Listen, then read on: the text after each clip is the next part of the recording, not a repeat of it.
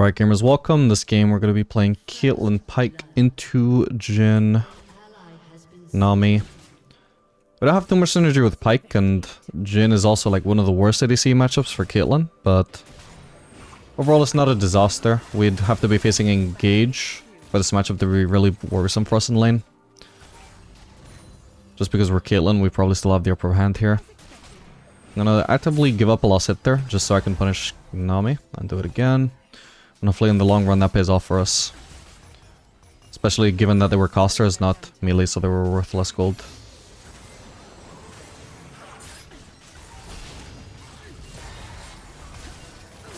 And he's dead. Cool. Yeah, he needed to not step on that trap. Ideally, probably just flash it. He was way too optimistic there, thinking that just tanking it and walking away would be enough. Crap.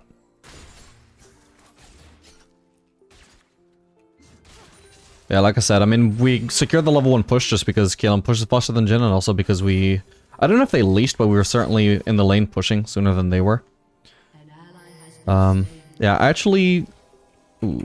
Okay, we can't choose then. But I don't actually have to base here. Ideally, I want to... Do I want to go for Yuntal this game, actually? No, actually, I can go for Collector this game. Generally, it's fine to go Yuntal over Collector on Caitlyn right now, I think. But they actually have to need some... You need the enemies to actually have some frontline, otherwise, what the hell am I going to be auto-attack with all that attack speed? Collector does fit Caitlyn's playstyle better, but since Yuntal is just 100 gold cheaper now, and also since they... A few patches ago, I can't remember when exactly, they buffed Caitlyn's attack speed ratio. She actually benefits a lot more now from Yuntal than she would have, like, 10 patches ago. Oh, there's a fucking minion in front of me. Whoops.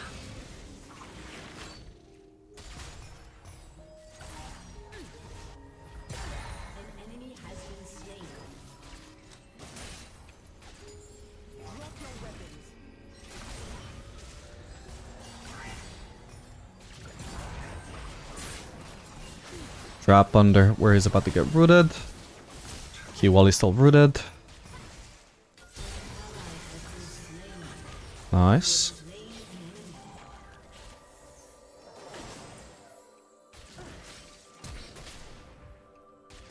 Okay, well, she's clearly not gonna die here. Or is she? I had the cookie debater and I also had barrier. Not bad. I clearly don't have the mana to shove this out, so I'm gonna have to leave this pushing towards me. It's gonna be rough though. I don't think there's any way to prevent this crashing. It's already done too much damage. So I'm gonna at least secure the cannon. Yeah, there's no way to thin this out in time.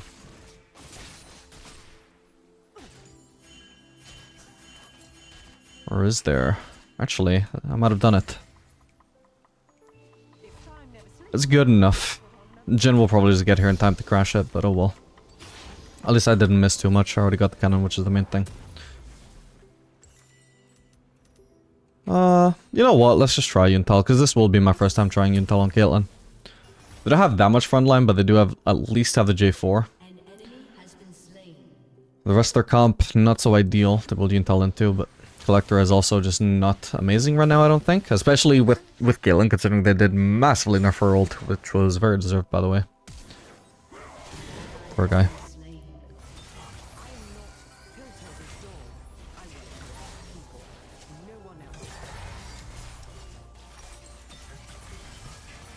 Like, my attitude towards Yuntal right now, and basically every champion who has the option to use it, is I wouldn't necessarily force it if you can't get that BF sword base. It's not that strong, on some of them at least. At least it would very much depend on the enemy comp, whether you want to force Yuntal that hard. But if you can base on the BF sword, then potentially it can be fine, even if it's not a perfect comp for Yuntal, even if they don't have that much frontline. Because stats-wise, it just is so much more powerful than Collector, for cheaper.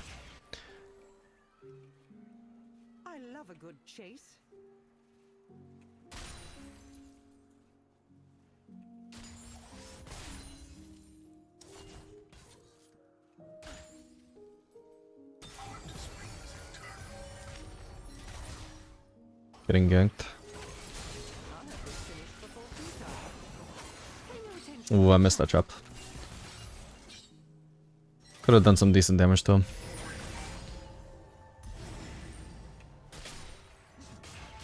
I didn't dare actually start auto-attacking him though until I was sure that that was actually in an angle where I could net him. Like if I'm going to use my E, right, I can use it in the direction of escape and also hit him with it to slow him. Because if he decided to turn on me at some point with a Nami slow and then a Jhin W and the Nami bubble, like potentially I could get CC'd really hard and die. So I didn't want to risk doing damage until I was absolutely certain that I was going to be safe there.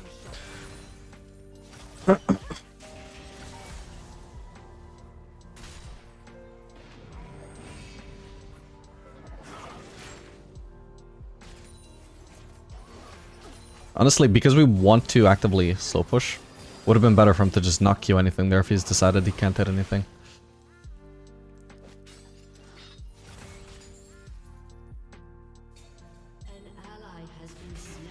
Also, just spamming Caitlyn ult for harass has been nerfed with the change, but even aside from that, I still wouldn't be doing it in this matchup anyway, because they have so much sustain from Nami. Okay.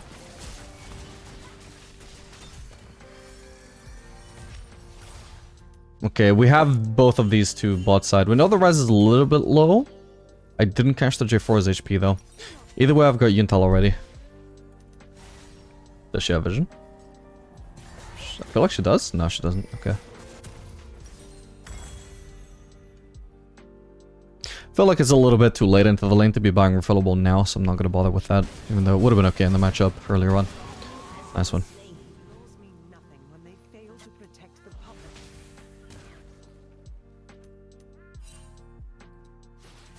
Yeah, pretty important skill on Caitlyn is trying to predict the enemy's movement and just placing traps where you know they want to move, and just if they are not paying attention enough, if they're not focused enough, they will walk into them. Or sometimes they just copium and they're like, ah, if I would just walk in a straight line, surely I'll walk over it before arms, right? And well, as Caitlyn, you have got more practice in determining that than the enemies have usually. So if you calculate the right distance, sometimes you can just get them like that. But also, I think Caitlyn has a really underrated skill cap. Like, people don't appreciate just how hard she actually is, because playing the traps perfectly has both really huge impact, and is also very hard to achieve. Oh shit.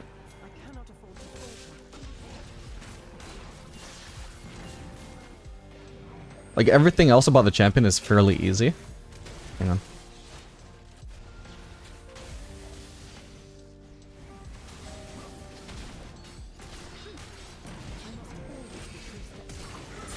Ooh, close. Alright, nice one. Yeah, basically everything else about the champion is fairly easy. But the traps are just so high impact that they really drag up her skill cap. And people don't appreciate how hard that makes her. Like, it would be one thing if this was like pre-rework Caitlyn. And I'm talking about from like Season 5 Caitlyn. Where the traps were fairly low impact and they didn't have as much of a cooldown. So the same skill necessary to use them properly, holy shit, was there. But if you couldn't use them like to their max potential, that's fine because they weren't that impactful anyway. So like it wasn't a huge part of Caitlyn's power budget. But now you need to be able to use the traps fairly well in order for them to be, for Caitlyn herself to be worth. Oh shit. Oh, I didn't even need it, my bad. Walk all the way around here, that's sad. Gonna miss the cannon.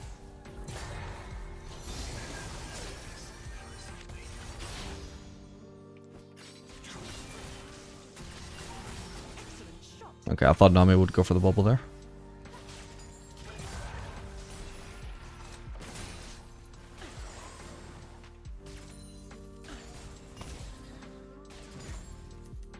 Okay, I need the base here.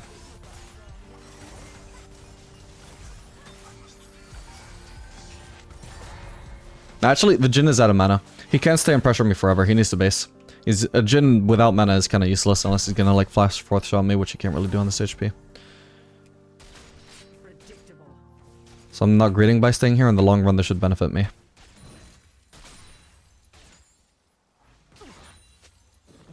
The only chance of this backfiring is if they stay and they also get a J4 gank. Like, they could be in one of these brushes in theory and J4 ganks us from there. That's the only scenario where this backfires for me.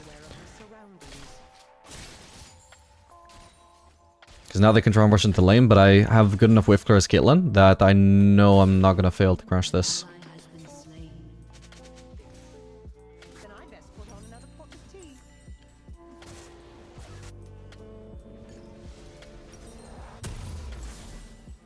Okay, I don't have a great base if I go for Berserkers there, so I'm gonna go for the BF sword instead. With 1400, 1500, I could have actually done Berserkers and Crit Cloak, but Crit Cloak is kind of shitty at this stage still. I'd much rather just have BF Sword. We still scale pretty heavily with AD even if the ult was nerfed.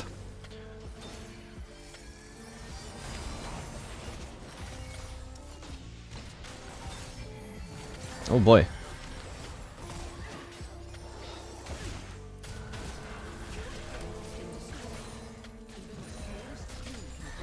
Oh, god damn it. Kinda dashed the opposite way though.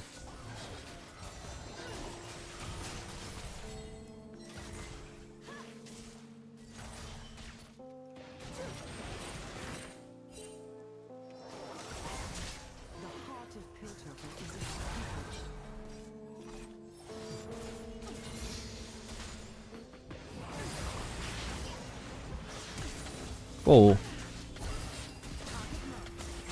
Okay, cool.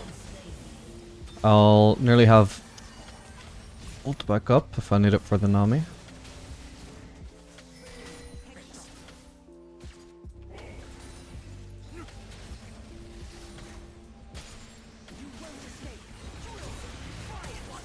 Wow, I would not have expected him to aim his ult there.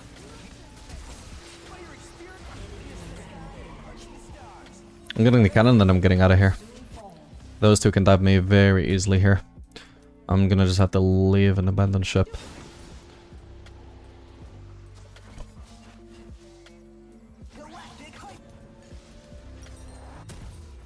I'm gonna go for the build for the long haul here. If I can get Infinity Edge on my next base, that is gonna make it super worth to go pickaxe instead of Berserkers here. Otherwise, it's whatever. I probably would have benefited slightly more from Berserkers. But it's not too bad having pickaxe instead. How strong are these guys? Rumble is pretty strong. Pretty big shutdown as well, though, if we can manage to kill him. They're both doing decent, but neither of them are crazy fed.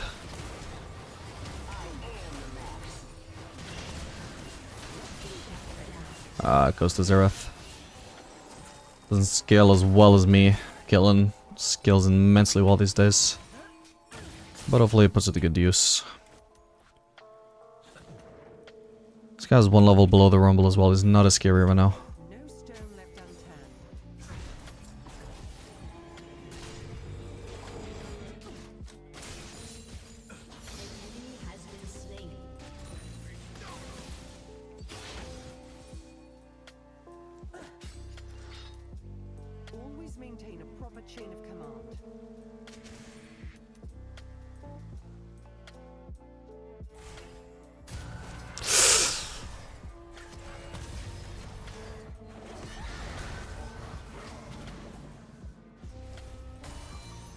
I was gonna just ignore this turret because it's gonna fall down soon anyway and just take the Drake, but we haven't started that, so... Let's try and minimize the damage this takes. Okay, Ryze is actually roaming. For now, I'm gonna ping Danger on him, so hopefully my team backs off. And hopefully I get the Shovin away for free here.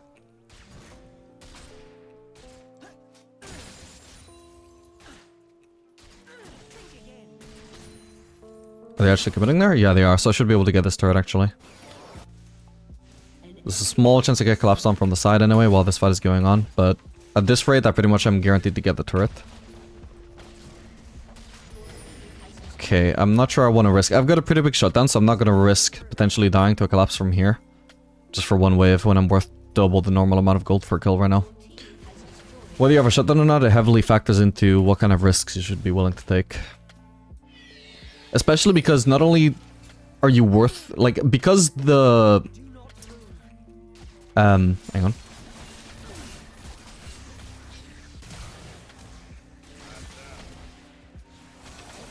Oh. Oh, jeez, he took 0 damage there. Yeah, so... Not only are you, like, more heavily punished if if you take the risk and it goes badly, but it's also more likely to go badly because with my 350 gold shutdown, I'm more of a target, so people are much more likely to be like, even if there's a fight on mid lane and they see me pushing bot, usually they would join the fight, but they see my shutdown and they're like, oh, I really want the shutdown. I'm going to collapse on this Caitlyn and ignore the mid lane fight, you know? So the more likely those risks are to actually backfire. Ooh, I missed him with the Q.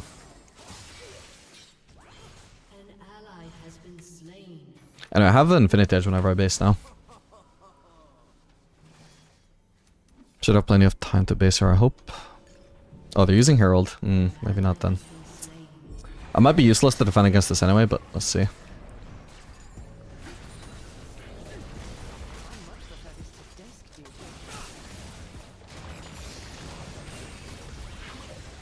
That's a risky TP. Hopefully they didn't hit the turret. Alright, now I need to get out. It'll be a nice top lane wave for me, potentially.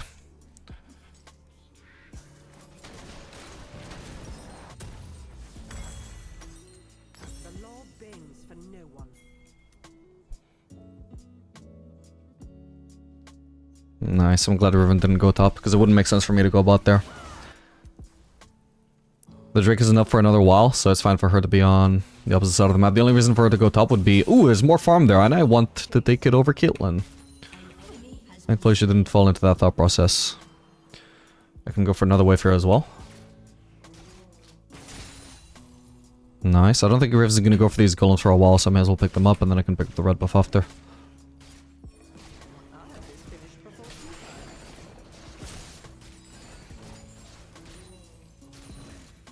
And join the team now. Potentially I could have pushed one more wave actually. I feel like everybody on the map is accounted for, but because I didn't, we'll try and help mid. It's too late for that now as well though, sadly. Nothing else I can defend here, I suppose. Oh shit, wait. No! No! Fuck me, man. Alright, my bad, my bad. I should have flashed the Jhin W. I wasn't thinking about the Jhin W. I was only thinking about the J4 CC. My bad.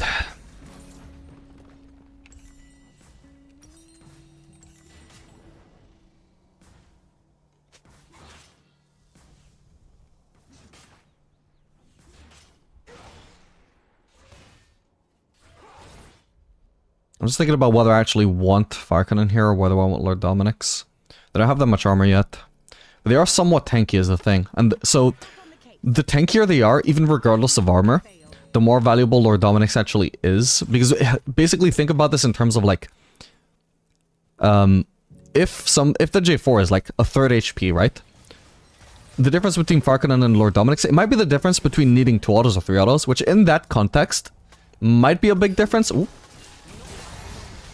But, you know, it doesn't really take that much time more. Like, he's gonna die in a relatively similar time frame regardless. But if he is full HP, Lord Dominic's might save me 5 autos, 6 autos, 7 autos. That might be a really big difference, right? The tankier someone is, the more impactful the DPS increase is from the higher DPS item, you know? And Lord Dominic's is the higher DPS item here. Okay, I should be able to push mid here.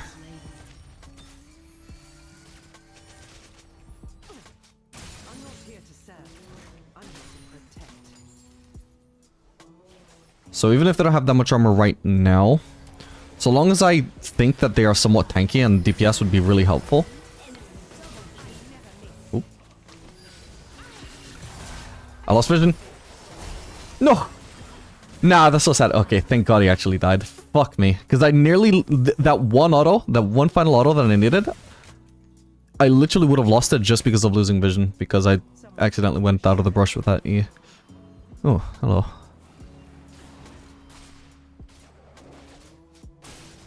I got a fancy, or very convenient Lost Gun here, so I might as well take these. Lost Gun safely over. Although, I don't have much life still. I was thinking I'd heal from them, not to lose HP. That's fine. Better the ult, I suppose. I'm not gonna die to that, am I? Shit. Okay, so if I'm actually afraid of dying there, I shouldn't have killed those minions, because I do have some life still from the Durance Blade. Thankfully, I don't die. To be honest, I think I will go for the Lord Dominic's. This doesn't feel like a comp where a single fire cannon headshot is going to be very impactful, because even these guys who are not exactly frontliners, Rise and Rumble, they're still tankier than the average champion. And they also have sustain through Nami, so I feel like fire cannon poke at this stage is not going to be tremendously impactful.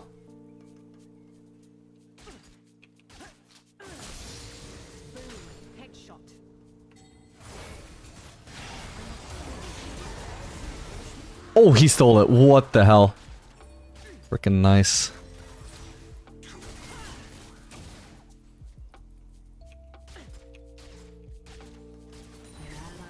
Oh. Was somebody low there? Shit, I had no vision. Guess I'll just have to keep on pushing. And then maybe we can collapse on Rise, who just ignored that Drake fight. Maybe he had TP up and he just decided he didn't need it. Okay, this guy's kind of low. I can take the long route here to block him off if my team is gonna cooperate.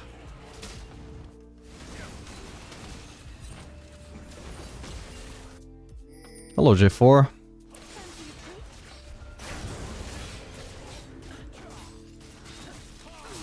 Wait, shit.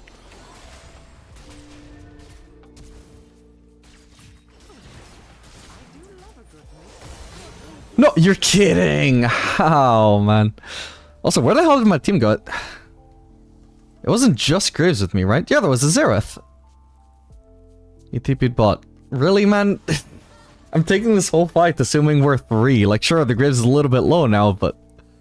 What the hell? Oh, well. A little bit of luck the other way that it didn't kill Nami. Or the J4, fucking hell.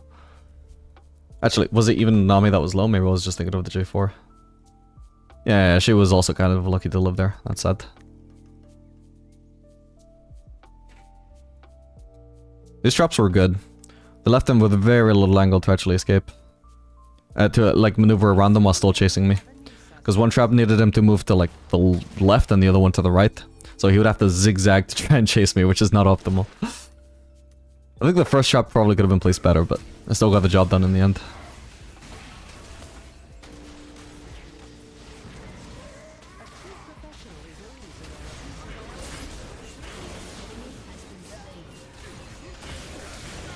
Nice.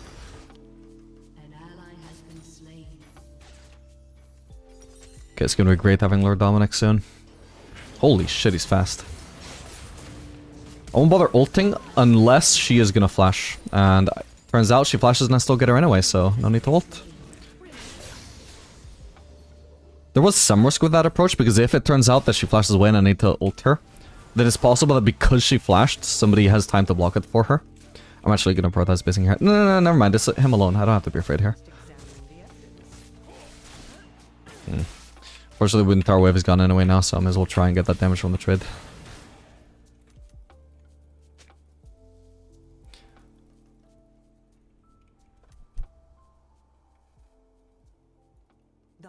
Come on, guys.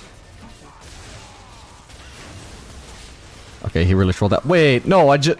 Okay, they must have double TP'd, holy shit. Yeah, both onto the same ward, holy fuck. That is crazy.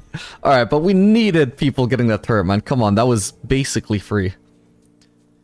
I should have gone for it like one wave sooner, that's partially on me. I could have taken this turret either way. Regardless, 1v1, he just wouldn't have stood a chance. I kind of didn't realize that there was literally 4 of them dead. As soon as I realized that, oh, I should be going for this turret. Yeah, kind of illegal that my team had 2 waves also to respond as well, and they just didn't. Nobody wanted to actually get the objective from the one fight. Oh, shit. Ooh, that is rough. It might be a free Baron for them. Well, their jungler's still dead. It would be a risk. Anyway, I can go for this now.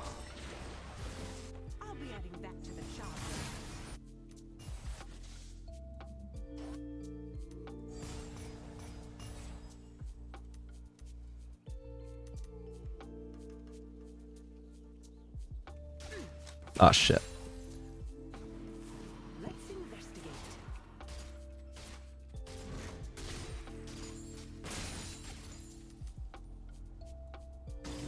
Oh, they're actually on it.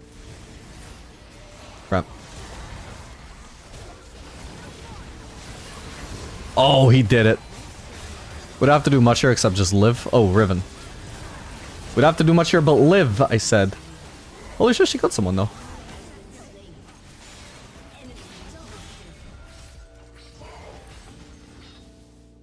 Okay. Okay, that was extremely worth. Riven's death was probably not worth itself, because even though it was a 1-for-1, it still cost us a Baron buff, while it cost them nothing. Unless Jhin was worth a huge shutdown, that was never going to be a favorable trade for us, but still, like, the overall event, huge.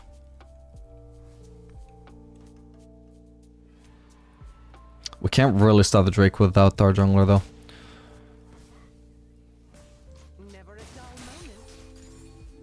Probably just have to accept that the enemies are going to get that one. Okay, just checking nobody was choosing.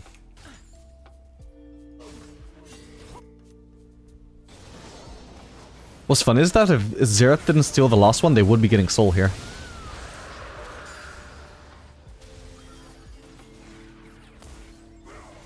Okay, I had to be careful there, because if he delayed taking his Q there, then I would be in a position where I couldn't escape from him anymore if he ulted me. And if his team collapsed.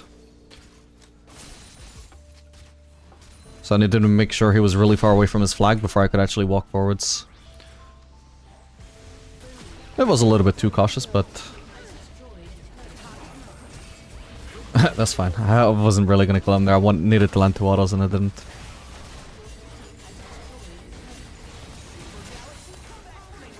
I felt like this Rumble has really good ults compared to the average Rumble, I feel like.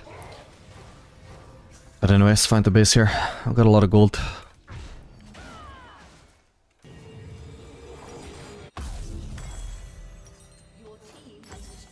Now we got some real life still.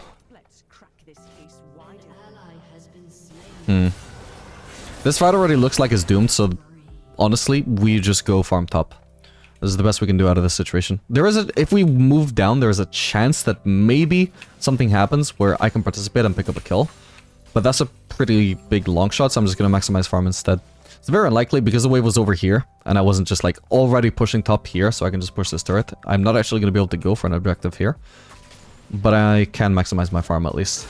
So we pick all this safe CS up, which there was almost 0 chance of us dying for, and then we can also go for maybe the golems and the red buff while we're rotating towards mid.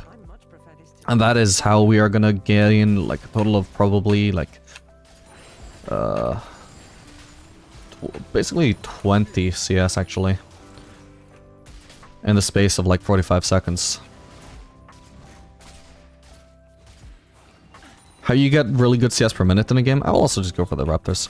How you get really good CS per minute in a game is not that you actually gain 10 CS every single minute, but rather you have some minutes where it's only like 6 CS per minute, some minutes where it's like 8 CS per minute, and then other minutes where you're literally getting 20 CS a minute. That's pretty rare, but it does like massively inflate your value up to the point where, yeah, your CS per minute ends up really high.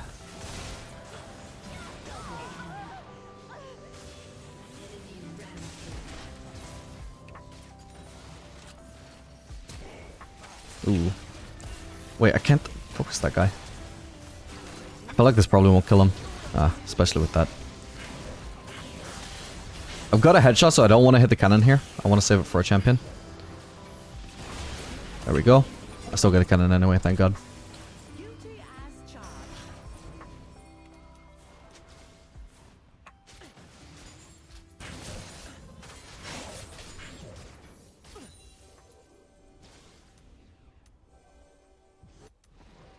I feel like Intel worked out just fine here.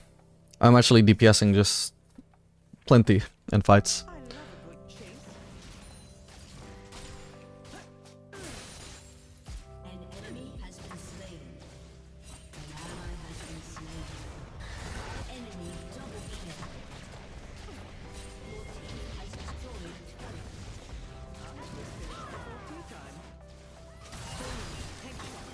Oh, and he's dead. I had the headshot already charged up, so he really shouldn't have been trying anything there. He just died in 2 headshots.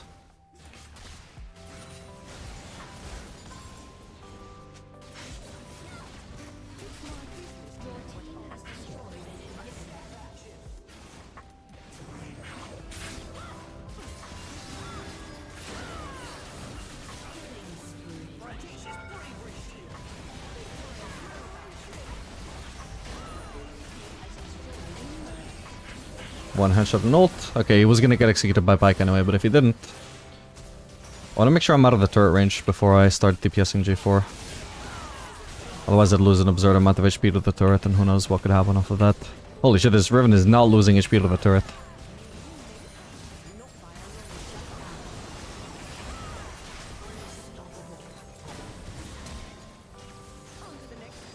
Ah! Oh well. It was a good game. GG.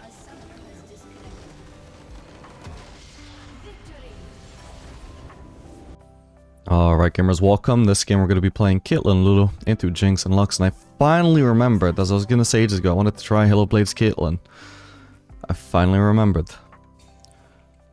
Didn't even check to see whether it would be good in the matchup, but it actually should be. I think it would probably be best against enchanters. I think maybe against the mage support, maybe we would get slightly more value, relatively, out of Halo Blades, because Lux is not a short range support that we can bully with our range. Same for Jinx, sorry. But it should still be fine. Just as long as we don't need like super DPS from lethal tempo, and it would probably still be fine for that though. But yeah, running the sudden impact, which sounds really weird, but I mean it does make sense actually, because you just use your E on the carry and then you just get the proc from a really long range. I'm just used to thinking of it as something for assassins, not for ADCs. Oh, I could have just... Yeah, that's fine, we got all the auto attacks off. Really, with lethal tempo, I should be just hammering out the autos and then going for the Q afterwards. Makes no sense to waste the Halo Blades by going for the Q immediately after one auto. Whoops. Also, the great thing is, even if I don't have a headshot ready, like, if I'm like 1 or 2 away, I get the auto attacks off so fast, I can still get a headshot charge. So ideally, probably I would like to enter with like 1 stack away from the headshot, so they won't expect the amount of burst I can put out. Like that, boom. See, being 2 shots away from the headshot is maybe a bit too much, expecting to get all 3 Halo Blades autos off, but at least 1 is usually easy. Like I said, first time playing Halo Blades Caitlyn, but I at least know that from playing Halo Blades and other ADCs. And we get it. Holy shit. That's crazy.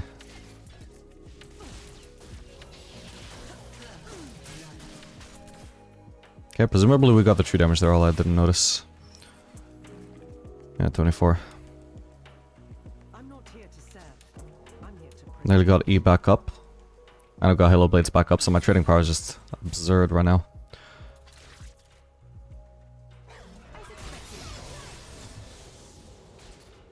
An enemy has been slain.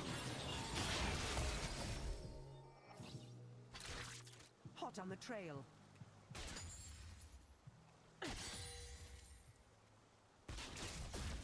I'd like to trade here. I've got the headshot nearly charged up. There we go. Now it's too obvious though.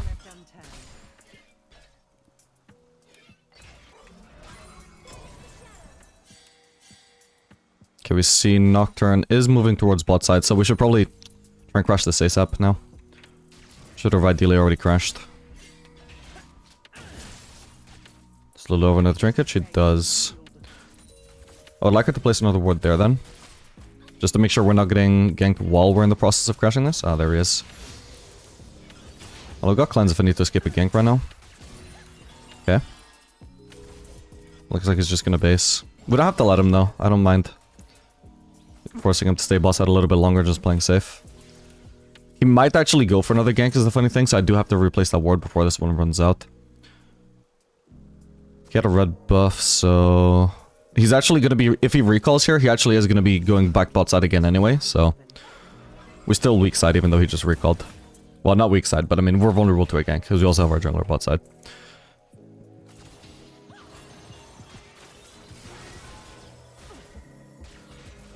Damn, that shield had a lot of value for them. The heart of Piltover is its people.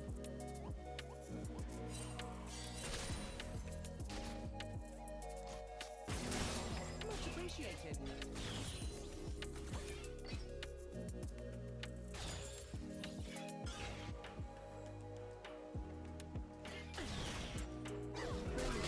Nice. And also another way you can use the sudden impact, really, is if you just, like, E backwards into them. And then just proc the sudden impact like that with the Hail of Blades autos.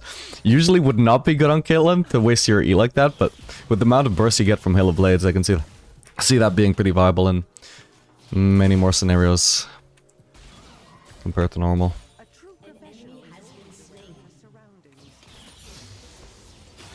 Surroundings. Actually, I really want to go for it now because it feels like it should be really good. So long as I have my headshot near proccing.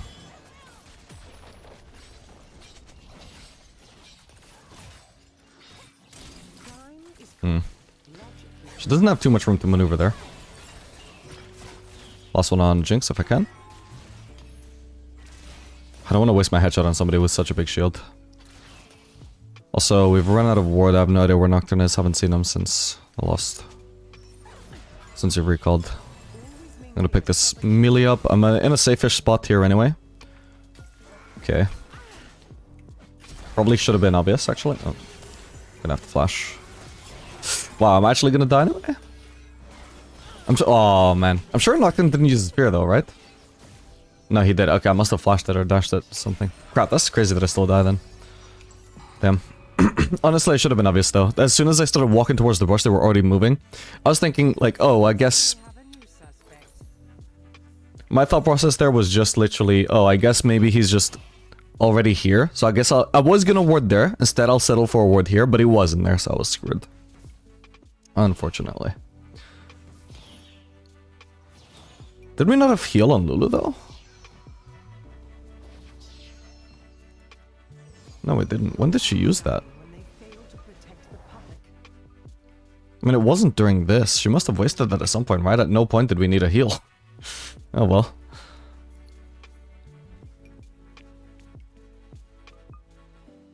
An enemy has been slain. Kill goes to Nocturne.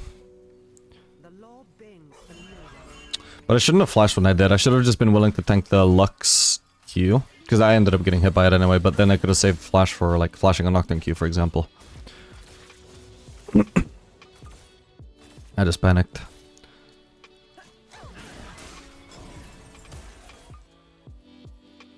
Let's do this by the book.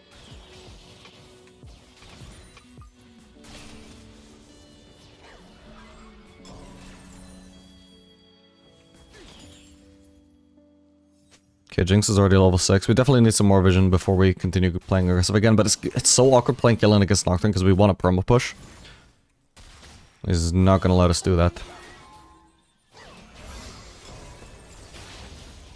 Or rather, he will punish us greatly if we do that.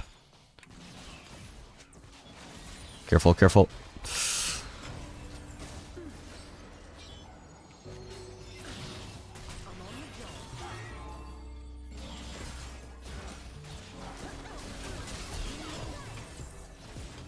Oof, close one.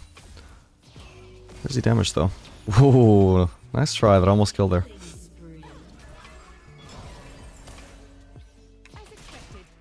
Okay, but that's the Nocturne ult down. That's actually really good. We baited it. Nice, fairly low threat for the next minute or 2 minutes.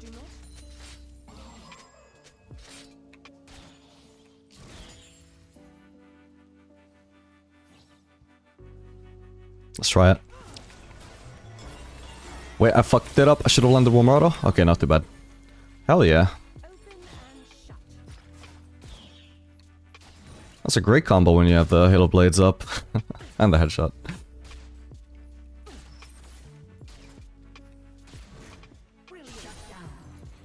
And this has probably only recently become... maybe not viable, but at least optimal. Potentially optimal. I won't say it's optimal, but it has only recently become potentially optimal because of the attack speed ratio improvement to Caitlyn, where previously she didn't scale as well with attack speed. Now she's a better user of lethal tempo, better user of Yuntal, better user of Halo Blades.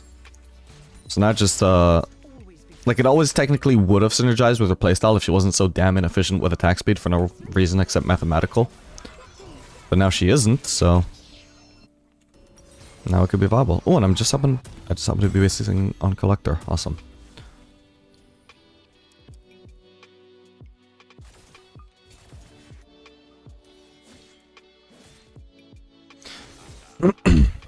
Yeah, in case I didn't make my point clear though, when I was initially wanting to place a ward against that first Nocturne gank, and we immediately, I could see that the enemy bot lane was reacting and just suddenly moving up, like they were clearly following up a gank.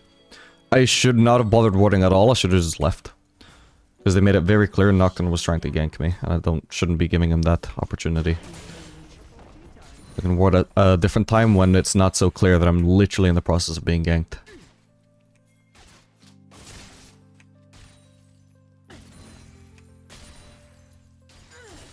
Got them all. Good ult up here. Ah, sadly that was up. Would have been worth it if he at least got knocked up by Kane. Ooh. Oh man.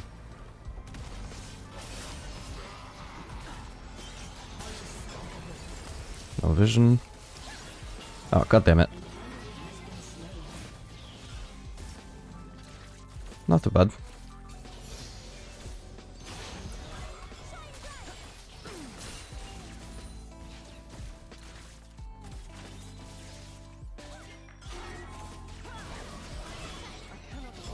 Dude, if she actually reacted and tried to walk backwards, I might have trapped her, but she just kept walking in a straight line into more damage. Oh well. Or potentially more damage. At least.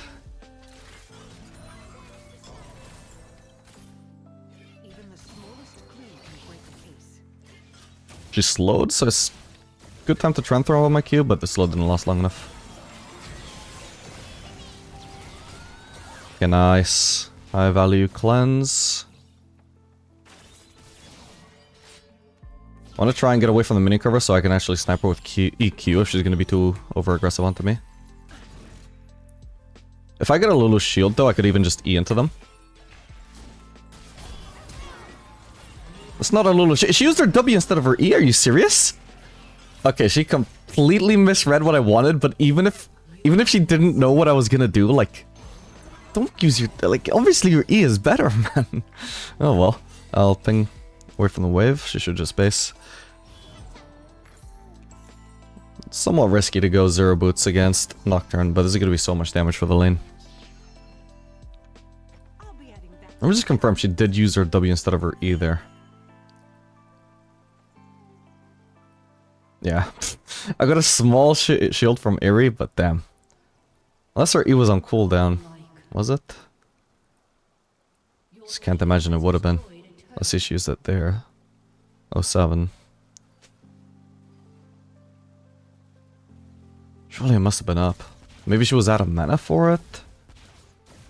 It just had to have been up by then. I just don't think she was out of mana either. Oh well. Nice, got that off before the shield came out from Lux. Ideally I would have done it before Lux was even in lane to not give her the chance.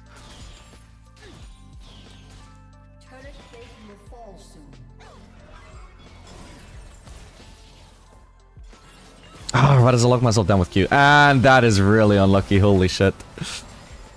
That is super unlucky. Me getting hit by the Lux Q? Okay, minor inconvenience, shouldn't matter so long as I'm not being ganked by Nocturne. Of course he's ganking. God damn it. Oh, she about the solo killer though? Wow, nice one.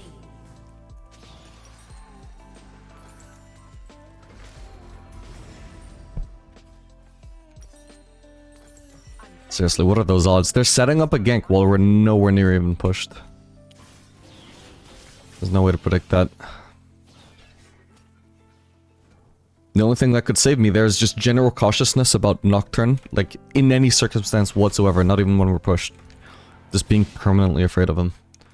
In all the most minor of interactions.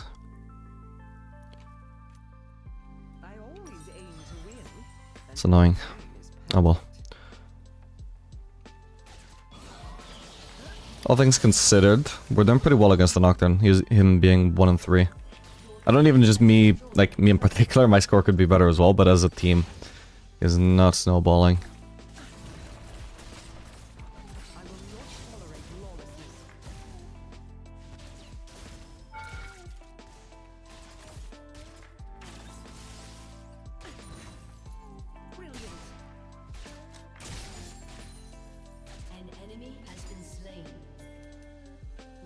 I could just push this turret, no need to chase after her. Not yet, at least. But we should collapse on her here, though. What is she doing? Kill her! Okay, maybe I ulted too early. She had the barrier either way, though. That was a nonsense flank. Like, if my team reacted, she would have just been one-shot. She was lucky that it turned out as well as it did, and as the well in question is she had to flash and barrier away. Hopefully I don't get just ganked by Nocturne while my team is pushing mid. Because it makes just sense for me to be pushing here.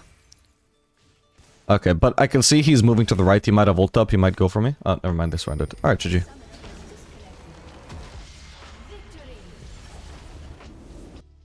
Alright, gamers, welcome. This game we're gonna play Caitlyn Renata into Lucian Pike. Running the Hill of Blades again. Spelling could be a tough one, but we do have Renata. Oh, they're on our red buff. This is kind of awkward. And we need to at least ward behind us. Oh man. Poor guy. I was covering. They must have invaded through there. So somebody fucked up. We need to be careful here. I just don't know when Pike and Viego are gonna show up. Looks like Viego's actually just leaving though. Presumably he got our red buff. Yeah, he did. I mean, I think Renata should have just been at least trying to help, probably even with me. There's not much we can do to zone Lucian here because the wave state is just, you know, so much of our minions are not dying.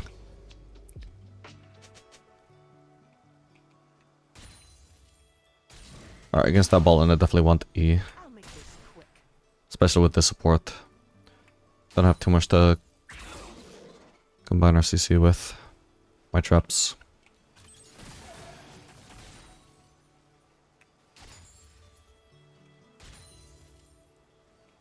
I much prefer this to desk view.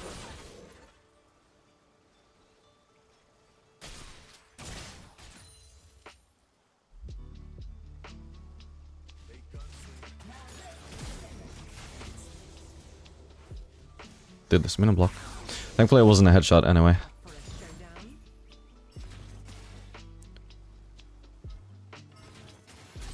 Ready with the target champions only there. I don't want to risk wasting my headshot on a misclick.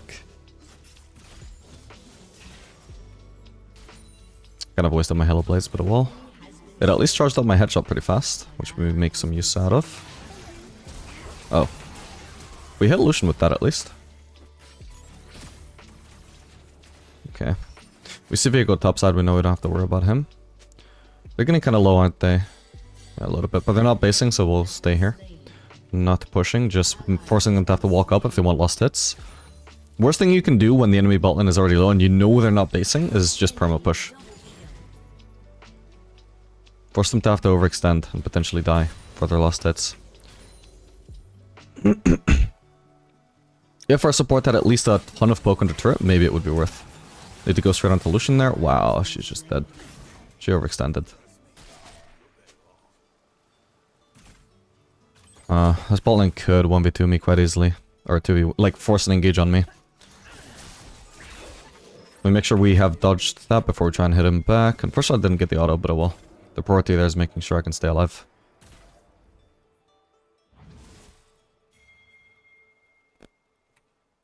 Nearly got my E back up.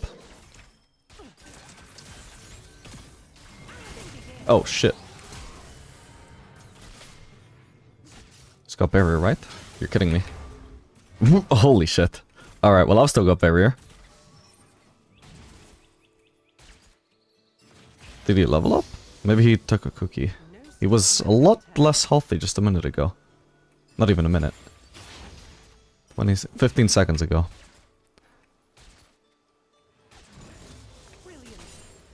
Drake has spawned.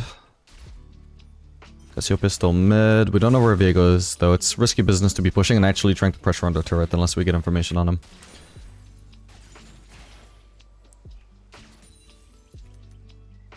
And this is a cannon wave, so it's just the perfect anti-base. I'm just gonna have to leave here. At least we got a huge CS lead over Lucian. Let's crack this case wide open. I don't really want potions in this matchup, they don't have really any pokes, so I'll prioritize Pickaxe and Longsword, which, believe it or not, is more damage than just going for a Serrated Dirk. Serrated Dirk is super overrated as an early game item these days. An enemy has been slain. I am not Piltover's door. Okay, he kind of failed to crash this. This is really good for us if we can maintain the wave here.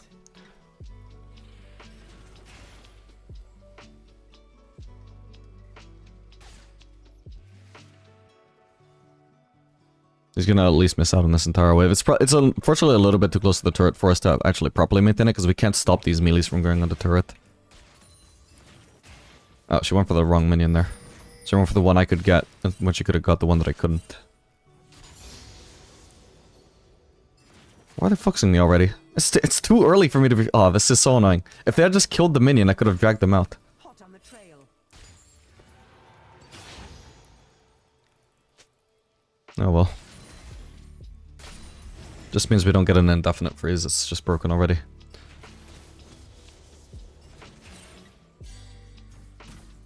It's my business to know what others do not. We're not actually too far ahead in XP from Lucian though, considering he must have had a lot more solo XP. Pretty sure Pike recalled at one point. I'm not here to serve. When we recalled, and Lucian just got soaked up all the XP by himself there. Pike could potentially be in this brush. Ah. Okay, at least I hit the true damage on Lucian there, that was actually pretty huge.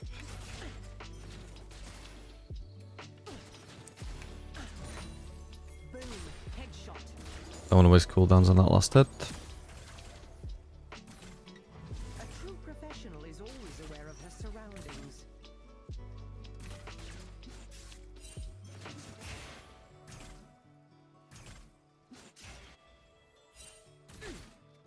Oops. Oh, come on, minions between me and Lucian. I may have misclicked like there instead of Lucian. Fuck me. Oh no. Damn, that's insanely close. That is rough. Yeah, there was just that one minion between me and Lucian that stopped me from using my E on him. That was really sad. Charges. This melee was just on a mission to make sure Lucian couldn't get hit. Cost me a headshot, and the E damage itself. Easily the difference maker there. To his credit, it does seem like he actually intentionally dashed in front of the minion, but the minion stalking you after that, kind of uncalled for. They cannot run from the long arm of the law. No. Do you know Renata's W? What? Like, I literally played around it there, what do you mean? Does she think Renata's W is a free win, and if it doesn't turn into a free win, it's because the ADC misplayed? Oh man. He doesn't mana for ult, poor guy. Miss? Not by a long shot.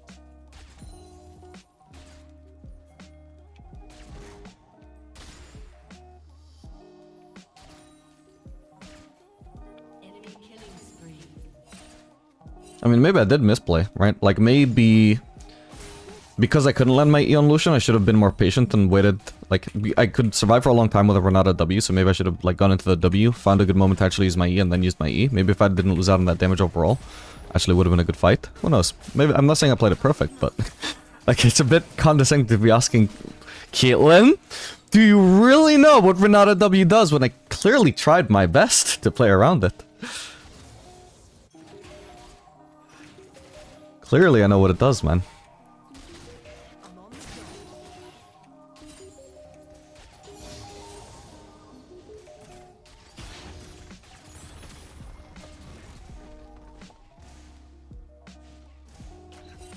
Shut down. Oh, I thought I just heard the Pike to be sound. Never mind.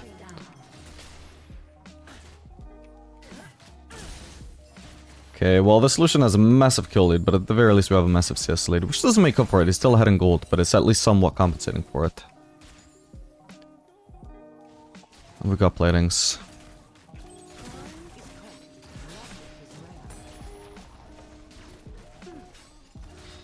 Love is rare. Wait, Holy shit, I couldn't target him there. Ah, but you're kidding me. I thought he would die to that.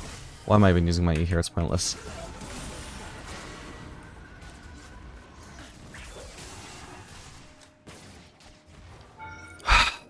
So sad.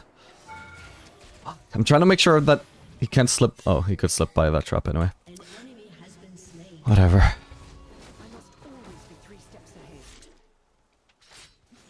I could have flashed forwards to go Lucian, but then it'd be under turret. I'm not sure that would have worked out better. I just got really unlucky is the main thing.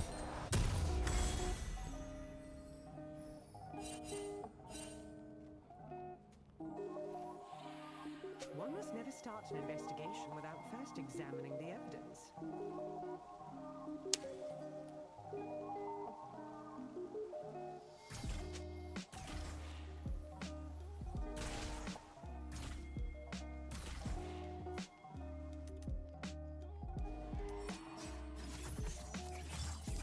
I do love a good mystery. Shit, maybe I should have pinged sooner. I don't think she noticed.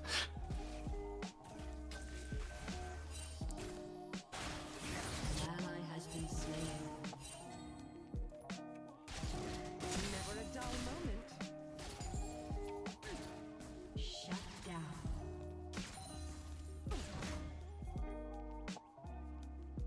Is Pike roaming as well? Probably because Lucian is just abandoning his lane. Which is good for me if it gives me a free turret here. They just need to be careful about the fact that Lucian is around.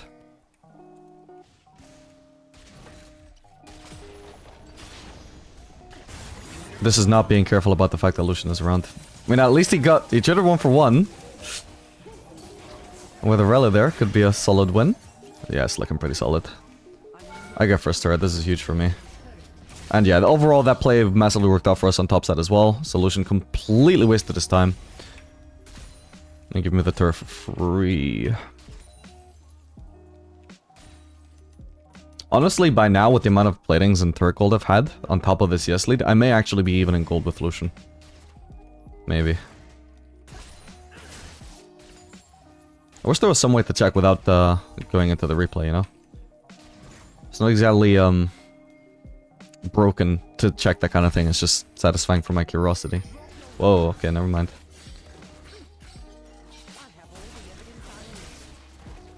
Okay, it's kinda low. Nope, I was about to use barrier. Fuck! I think I couldn't have hit him with my Q there, though. Because I started basically inside of him, so if he ran a straight line towards me, I think he would have gone past the Q starting point with that combo. My bad. Ain't unlucky Lucian could reach me through the wall, man. But yeah, if I buried, maybe I could have killed Viego. It just depends on whether the Q landed or not. There was also the stealth, that was a problem. But he would have had to get close to me to actually kill me, so maybe I would have been able to finish him then. Ooh. Oh, man. Cue the Renata. Do you know what Renata W does, bro? Oh, shit. High value ult there. Come on.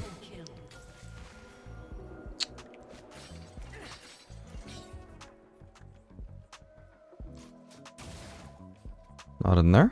Maybe in here. They have a pink ward in there. Man. This is a risky business, but anybody that's alive I'm pretty sure is very low. So there's a chance to outplay. Oh, they're on the Drake. Shit, and now they're all gonna come after me at the same time. Yeah, nobody's low enough actually. Sad. No point using barrier here. Fuck's sake, it didn't occur to me they could be on the Drake. My bad.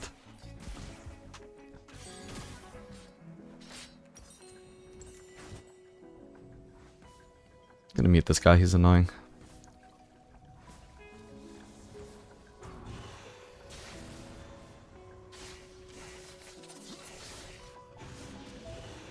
I'm back on the case, and this time I will not fail.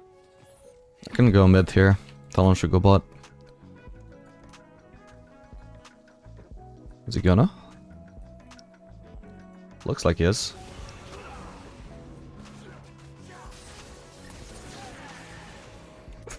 I love a good chase. Not a good trade, but now at least he removed the shield. Oh. Nice try. He actually is dead there, I think.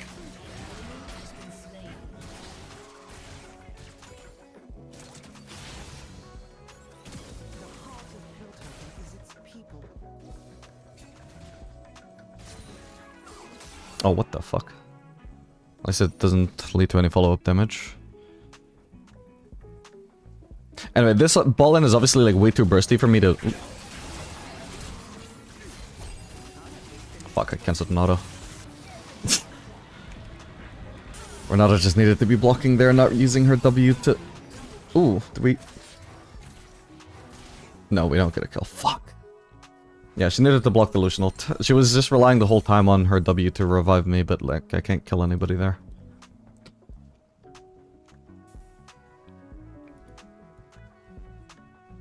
Anyway, I was gonna say that this bot lane is obviously like way too bursty for me to be like eating forwards to do the trades that I was doing before.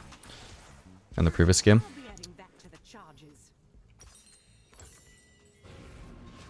I'm gonna have to catch bot lane here, I don't have time to ask Talon to go bot.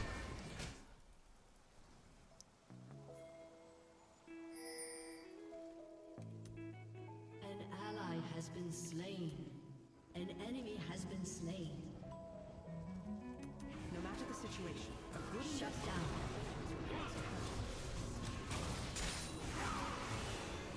Probably worth sacrificing the melee to make sure that I don't just tank the Malzahar E. And also worth sacrificing one more to remove all of Malzahar's, well, some of Malzahar's HP. You won't escape.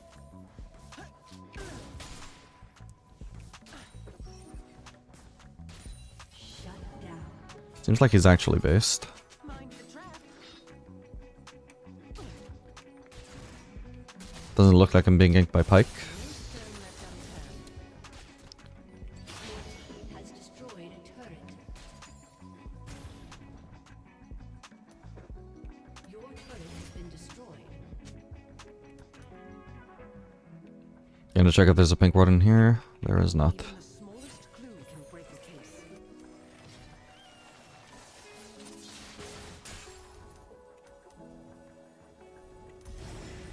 I could also just base here for my pickaxe. Still far away from Infinity Edge, so every little spike counts right now. Oh man. Has been slain.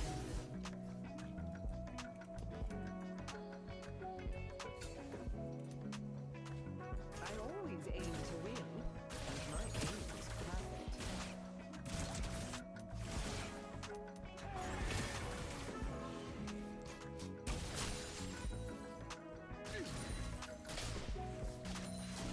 Oh, okay, I got a crit. Cool.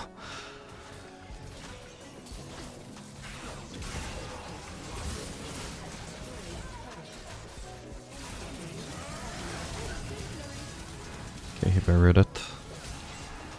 Ally has been slain. An enemy has been slain.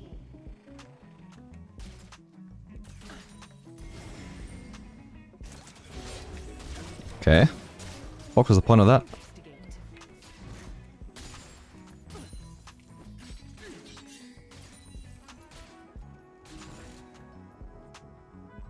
Your turret has been destroyed. Hot on the trail.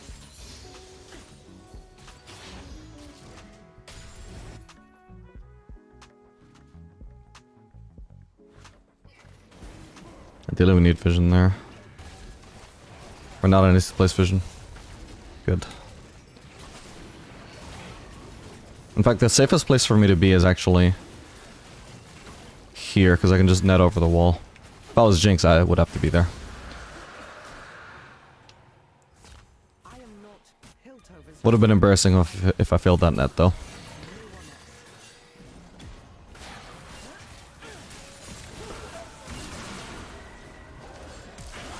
Are you kidding me? I'm just dead like that? Oh my god. I should have buried sooner though, my bad. Would have actually been fine. Oof. Double kill. Well, that sucks. An enemy has been slain.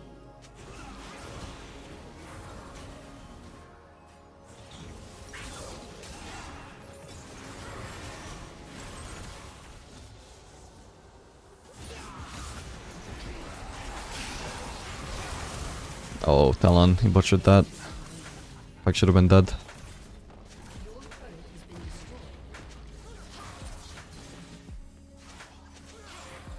It seems I may have a new suspect.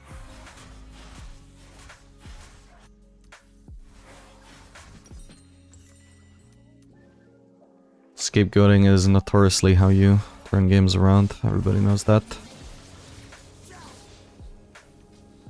It's my business to know what others do not.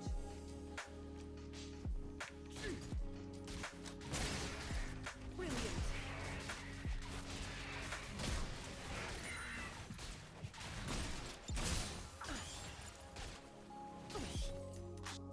They cannot run from the Okay, I just need one more wave for Infinite Edge. from the scope of my Then my damage will be huge at least.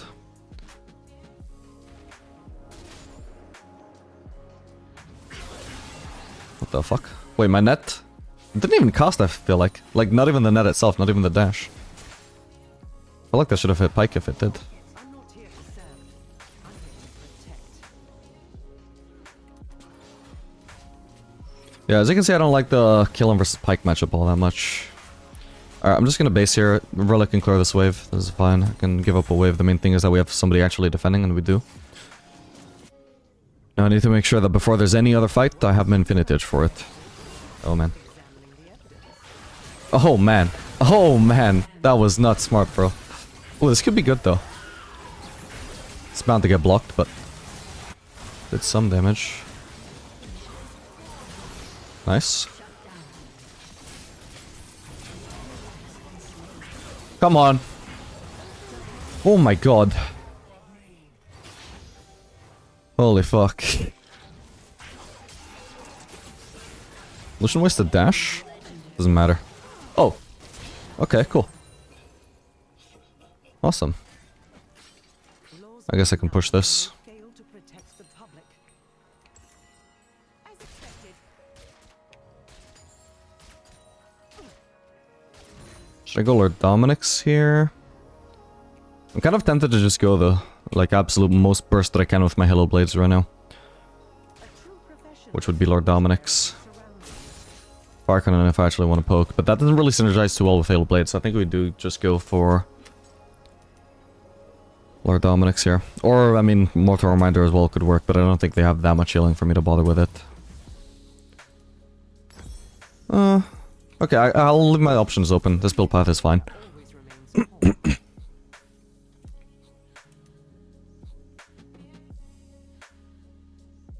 He does have this item. So, I mean, I wouldn't usually bother with Viego healing, but maybe with that item it's actually justifiable. Guess Yuppie will also have some, especially with Conqueror. Aim is perfect. Not too much though, she's only done 318 throughout the entire game, but...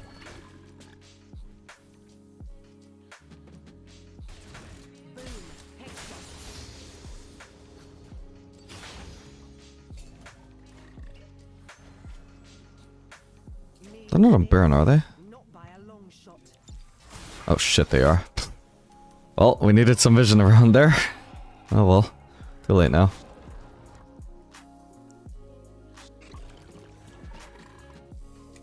I was just busy thinking about Grievous Wounds. Even when I stopped talking, my mind was still on Grievous Wounds.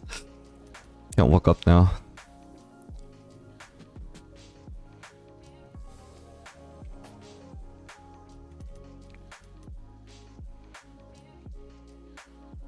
Okay, I don't think they're actually setting up a trap. In theory, they could have just flanked from Baron, but it doesn't look like they did that. I went for it. An ally has been slain. No point in waiting for that to drop low enough. I can just use my E and get it over with. There's another wave. We're probably giving up the Drake anyway. Sadly, I'm losing my way through the jungler, though. Not all of it. I'm on the job.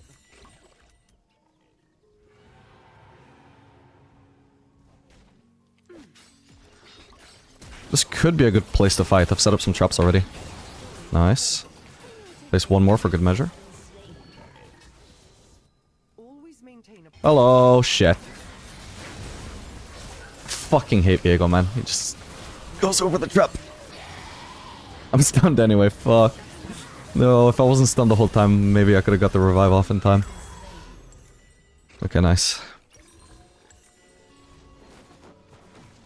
Yeah, so the funny thing is, like, as behind as I should be in theory, I actually, at least right now, I have the same items as Lucian. I really do have so much gold, and CS still a little bit, although it has cut up slightly, but mainly platings and turrets. The next item will be fire cannon, so...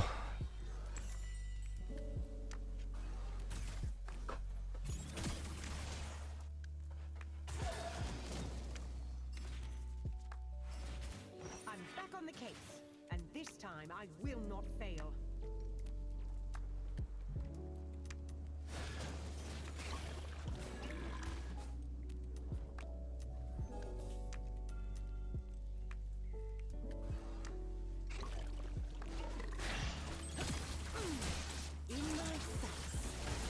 Has no sustain, so still pretty nice to poke him.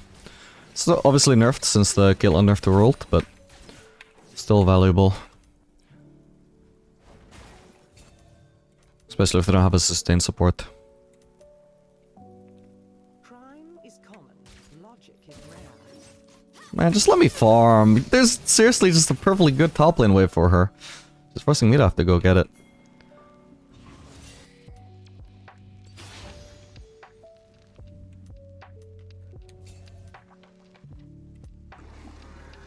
Could get blue as well. Nah, right now I'd be leaving minions to die if I do that.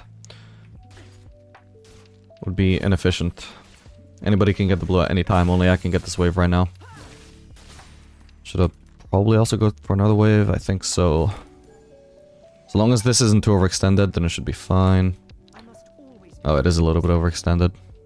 I think I've seen enough people to know that I'm probably not being punished though.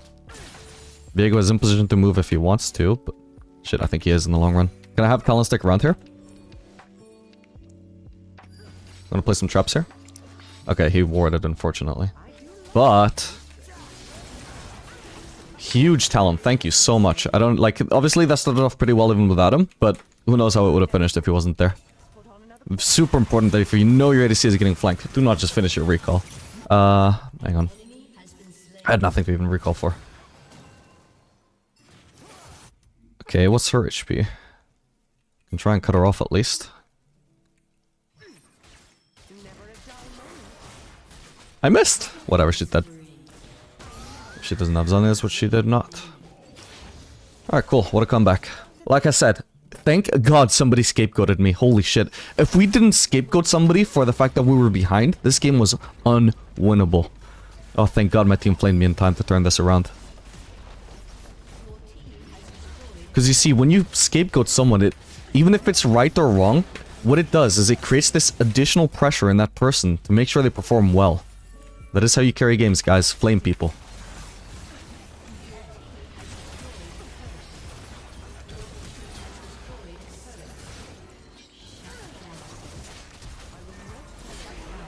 Right into the trap. That was really bad. From him. Ooh, I need to remember something actually. Something I notice sometimes Caitlyn's do that kind of fucks me over is when they use traps in combat on minions. It's so hard to see them on minions in combat. Yeah, at least I got the Q.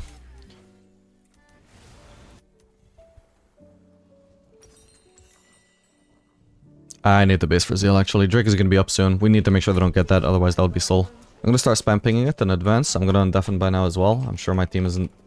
Probably still isn't flaming me, right?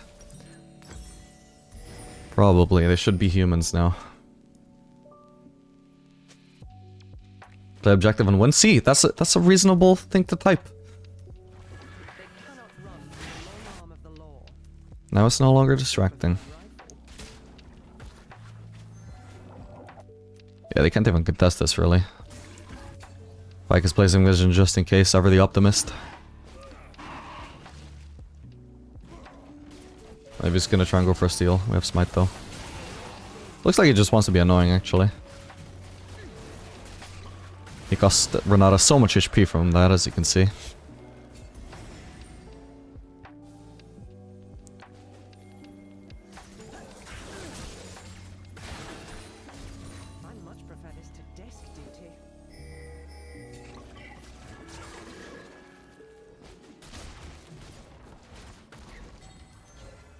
Okay, Talon going for the back door. They have to address Talon, which is why we have to start Baron. Start Baron, start Baron. Or, I mean, sure, fighting works as well, I guess.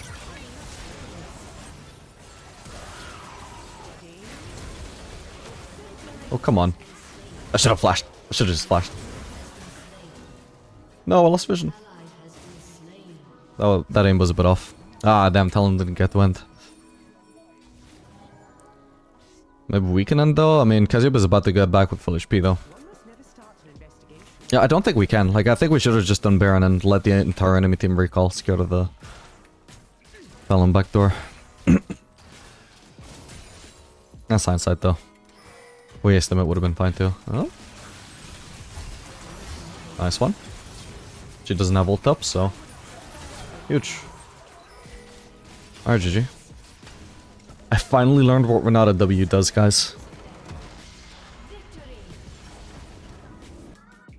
Alright, gamers, this game we're going to be playing Caitlyn Pyke into Ashe Thresh. We're going to wait for the wave to walk up here, otherwise we get hit by a free Ashe W, maybe a Thresh hook. There is Ashe. Thresh will be around somewhere, there he is.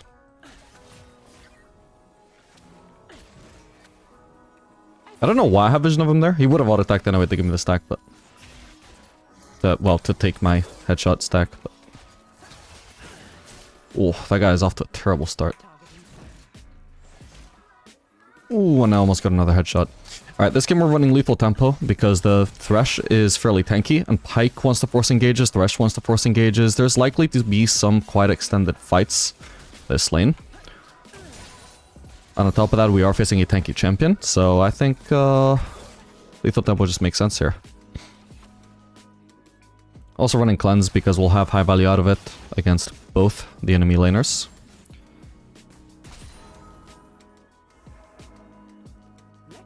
Ashe obviously after level 6 and Thresh pre-6. Anytime we get hit by a hook, we can just cancel out that CC entirely.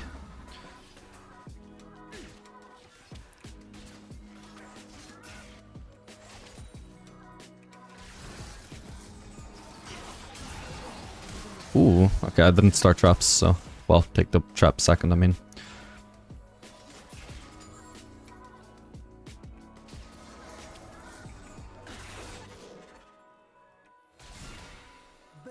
If I knew that I had a headshot stacking up there, I should have walked forwards after Mado instead of backwards so that I could actually land it on Ashe. Should be doing a better job of keeping track of my headshots in general. I wish it was a little bit somewhere more convenient than just down there when I'm looking up here, though. I think the best Caitlyn is just literally count it in their head subconsciously. I am way away from that level. Wait, what? Wasn't he stunned on that trap? That is so crazy. As far as I could tell, he was literally on top of the trap. I'm so confused.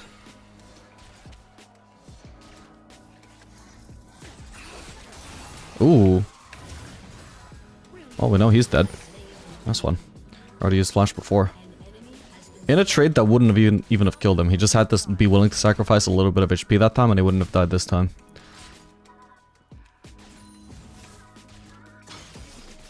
Granted, he didn't necessarily know that I didn't have traps level 2. I hadn't used my E yet.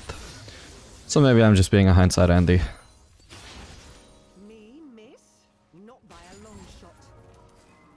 We should look to crash another wave, however. This is not a crash, nowhere near. We're gonna give up 6 CS if we base here, and potentially more. We have the mini wave, we don't have to be afraid. We should be walking forwards enough that Thresh had to be worried about getting engaged down there. I'm not willing to use my Q until the very end of this wave, because I needed to make sure that if there was going to be a fight, that I'd queue up the fight. At this point, if they chose to engage while there was only those 2 CS left, it's not a problem. Plus, they had 0 CS versus, like, having 6 CS before.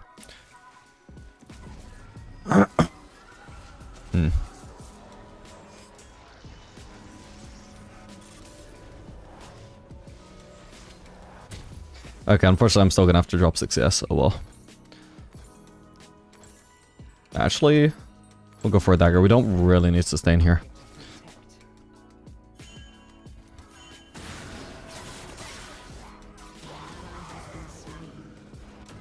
Oh my god, that's zero ult. One of those was way off. Right, so we actually end up getting the worst base here. Sometimes that just happens when you do get a kill, when you know you have the base, but you don't have the ideal wave state to actually crash and base. Like, ideally, we would have based on a cannon wave, and we wouldn't have Thresh being full HP, ready to walk out across half the map, trying to cancel our base without having to be worried about being 1v2'd. But, obviously, Ashe having a better base than me here, it's not making up for the fact that I have First Blood. Or, was that even First Blood? No, Xayah had First Blood. Whatever, she's not making up for me having a kill.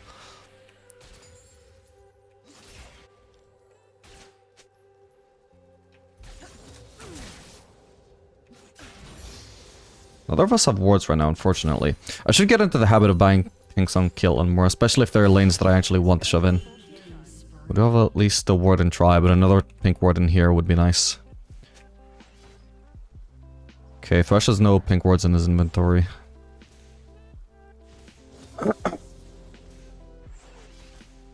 Dude actually has more XP than me, by the way. He just hit 5 and is getting more soul XP on all of these minions.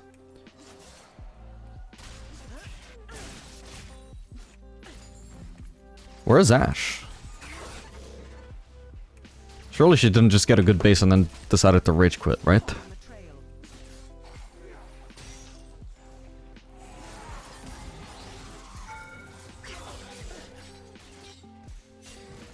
I mean, I know he doesn't have cooldowns there, so I don't have to be worried about getting CC'd under the turret. There was no point in him walking so close. But yeah, Ashe just seems to be AFK.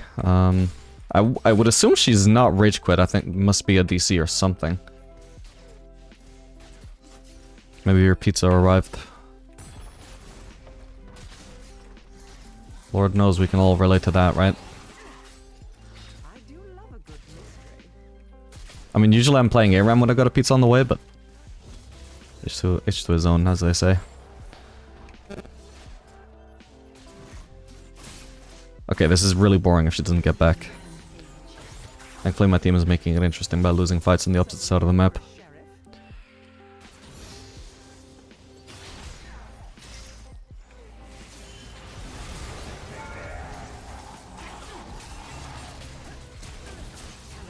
And he's dead. Saying the best for last, referring to my ult, because if he decides that he can flash away and survive, boom, he's dead. But we give him the chance to flash first.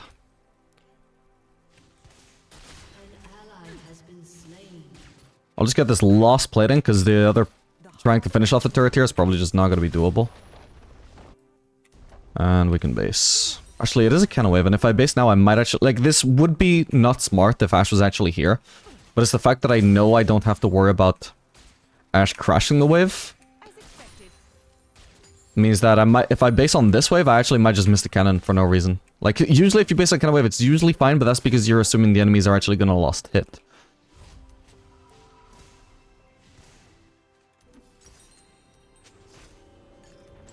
And in the process of lost hitting, they're gonna push the wave, and then the enemy minions are not... Or your minions are not gonna kill the enemy minions as fast. But instead, so because that's not a concern here, I want the minions that I miss just to naturally my minions killing them. I want to make sure none of those is a cannon, because that is extremely inconvenient. Nice one, guys. I'm gonna Pike the room here, by the way. I don't need Pike's help for just pushing this turret. Unfortunate though, of course, it's not a lesson you can apply to every game. It's not every game the enemy ADC just goes AFK. Also, enemy mid laner trolling. Actually, I wonder if that... Okay, that might just be why Ashe rage quit, I just realized. Because looking at his level and what level, what Adams he had, it looks like he rage quit first, after he had already started trolling. And then Ashe probably just went AFK because of that, because she felt she was wasting her time, maybe. I feel like he's bluffing, but... Was there jungler? Maybe somebody I had to be afraid of, but no, it's all good, she's top. Thresh has a pink ward now. If I got hooked there, I wouldn't land on the turret, so that was well worth taking as a risk. Worst case scenario, nothing really happens to me. Best case scenario, I land an auto attack or two for free. Oh my god, she's back.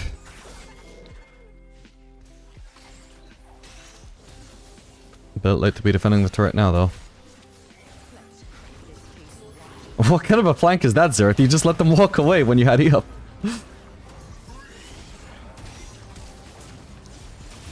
Oh my god, that was dirty. I just barely got my Q off right before getting CC'd, and of course the cost can't be interrupted.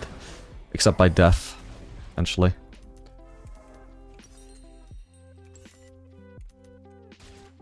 That would have been clean as hell if I did it on purpose, but realistically I was just casting Q either way.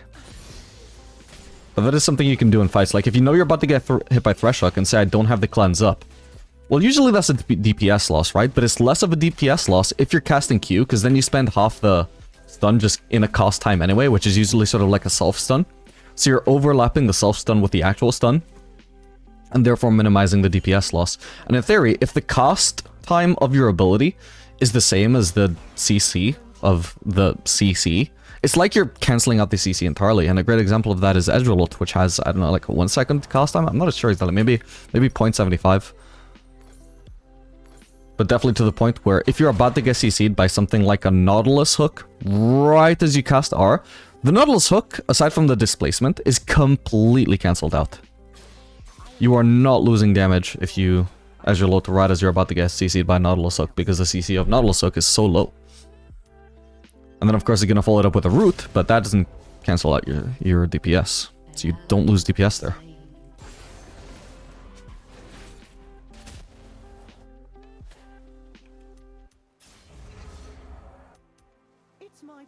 Honestly, that's probably something I don't even practice enough.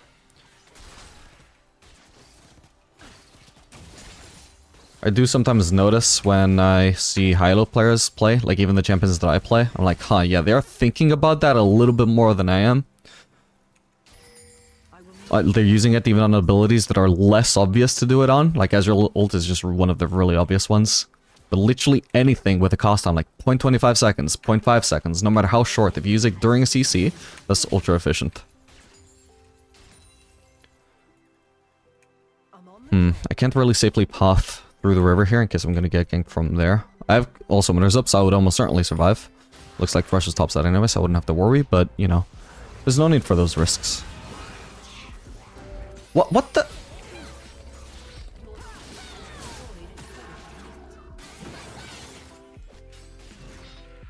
Okay. Well, she's really behind. Stop punishing me. I won.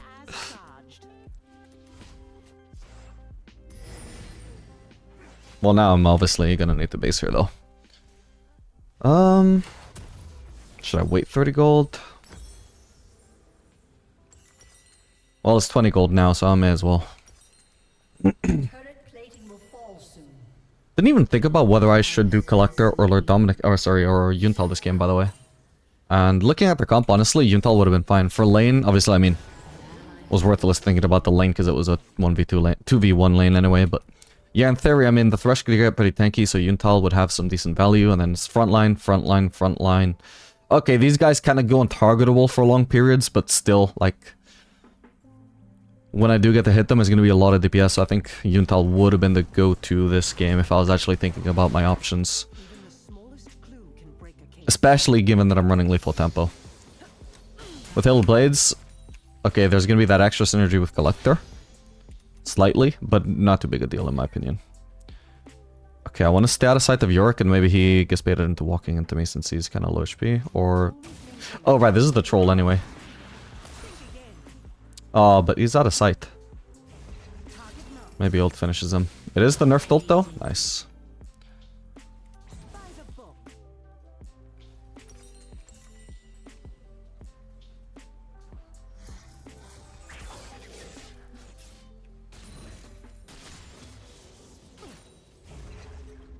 Might need to help Rengar here. No, not... Don't jump to the blue. Ooh, she almost stepped on it. Should have cleansed that immediately. I thought it was a Jinx ult. Ah, for fuck's sake, I lost vision. Yeah, I thought that was a Jinx ult is the reason why I didn't cleanse faster. I was really confused. I was like, they have a Jinx? But it genuinely looked like a Jinx ult with that skin, man. Goddamn.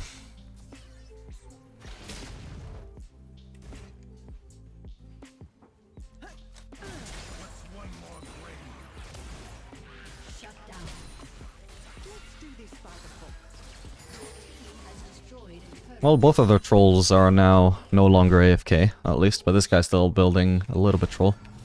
Just a little bit.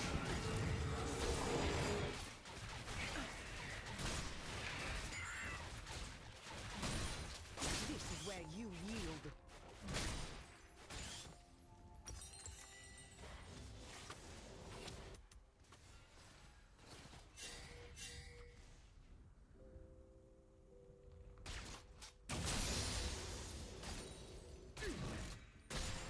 I'm not here to serve. My 370. Look how they nerfed my boy. Or my girl.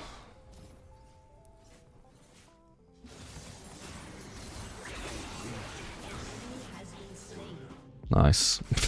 Really give me any gold. I really need Infinite Edge. Well, I don't really need it, but I would really like it. It's gonna give me a lot of dopamine when I finish that.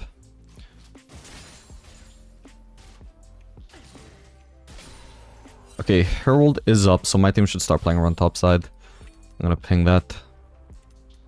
There's no point trying to move forwards here to like try and pressure the turret. We just don't have the numbers for that. There's a Thresh on the side there. And a Gwen. I'm gonna path around, safe pathing towards this potential fight.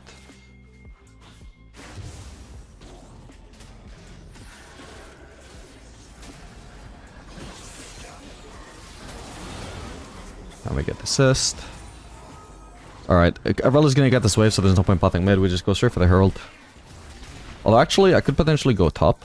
Nah, we need to potentially help out here. Oh, no. I need to E away before Mordekaiser gets the chance to ult. Oh. So much for that, huh? This is a terrible trap, I think, but... Ah, fuck. I fucked up. If I flashed that Q, that could have been nice. You can also flash during the Caitlyn Q, obviously. Yeah, honestly, he was very strong. Oh, wow, yeah, he's... Okay, he's even got a Thorn Mail, so I was dealing 0 damage. Maybe I was just destined to lose that no matter how well I played, but I didn't play it well as well, is the important thing. I got lucky that my first trap actually did end up, trapping him. Like here, I needed to place it closer to me, because if he just walked in a straight line towards me, like, that is not ever going to step on him. Or, like, he's never going to step on that, unless he just locked himself down with an auto as he did. So I got lucky there. And then I'm queuing. I could have just flashed that, got greedy for the auto attack. But, I mean, realistically, with that massive of a shield, I don't think I was ever going to kill him. It was just way too tanky for an ADC with no Lord Dominic's. Not even 2 items. They cannot run from the long arm of the law, nor from the scope of my right. Mid lane wave is too pushed. We don't go for that. We just go straight for the Drake. Potentially I should be pathing more with my team. Oh yeah. I'm gonna actually just jump over with this. Can always net over if I need to. Otherwise this would be quite a risk that I'm taking. Please don't have ult back up already. I couldn't reach him in time.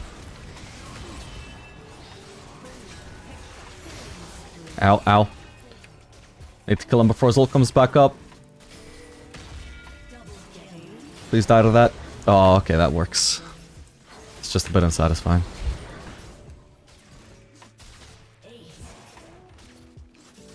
Alright, Xerath is going to be pushing mid, so after this Drake, we are always pathing bot. We go where there is no farm contested.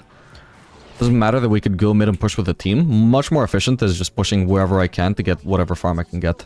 Unless we're going to do Baron or something, like a real objective that needs me, I would always prioritize going for the farm so long as it's safe. Which it is right now, obviously.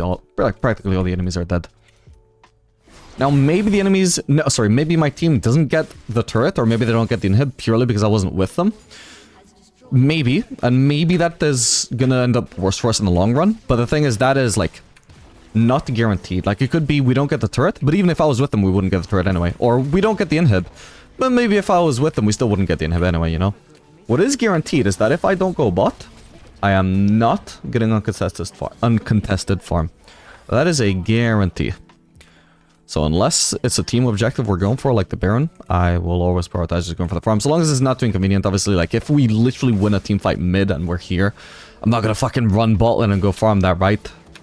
Alright, it is within reason, but If I am between two different lanes when this fight is won, and I can go either mid and get no farm, or bot and get some farm, I'm going bot.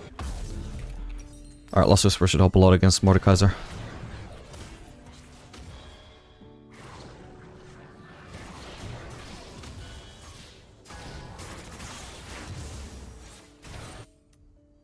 Well, hey, for a game facing two different trolls, I think I'm making this somewhat educational, right? I can probably go do Raptors here as well. We know my team is wiping out this wave. In fact, I can do the Raptors and the red buff. So this is going to be 8 CS in the space of like 20 seconds, I want to say. So obviously well within the realm of like 10 CS a minute, even in a situation where I can get no lane farm. And my jungler isn't even on this side of the map, he doesn't get like massively screwed by this, because we don't know when the fuck he would get a chance to even farm this. He could never enter this part of the map for another 2 minutes, you know? In fact, in the meantime, like, we don't need this inhib, we don't need this inhib. If we're not doing Baron, I can do whatever the fuck I want, so I'm gonna go for the Scuttle Crab, I'm gonna maybe go for the blue. Aurelia's getting the blue. I can go in the direction of the wolves, sure, my team is there anyway.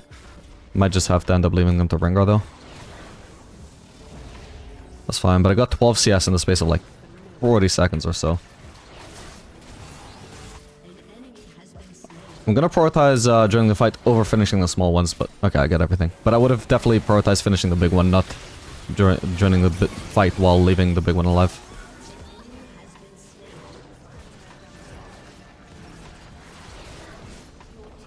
And it's just these small habits that just boost your CS per minute on average by like at least 0.5, you know?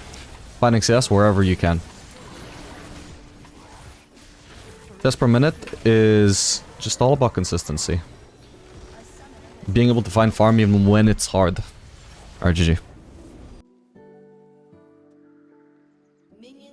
Well, we know they are over there.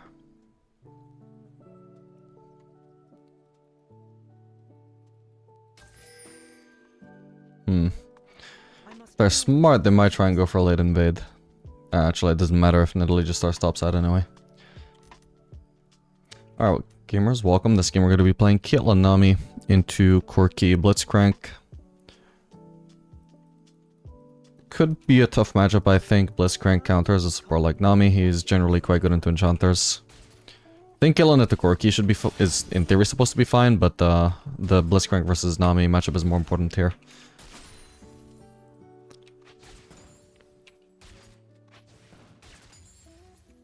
I did want a first pick, like not only because I don't want my support to get countered, but also because I'm obviously trying to first pick Caitlyn during this series, or during this video. But this guy wanted to blind pick Nami instead. Immediately got counterpicked. Didn't quite catch actually when Bliss used this hook. I need to start playing safe now because I'm not tracking the cooldown at all. I have no idea when it comes up, so I need to start playing safe. With this minion cover, I don't think we're at risk of being engaged on by Blitzcrank, not unless we get ganked by any chance, so I'm gonna level traps instead. Nice one. We're running lethal tempo here again, instead of Halo Blades. Oh man. Shit. Ow, wow. Just barely in turret range too. Yeah, Blitzcrank is pretty tanky and he wants to force all in, so probably I'll want to maximize my DPS, not just my short-term burst in this lane. It's a shame though, because otherwise Halo Blades would have been really sick with Nami. Imagine if I get the Nami E, and I'm using Halo Blades as well. We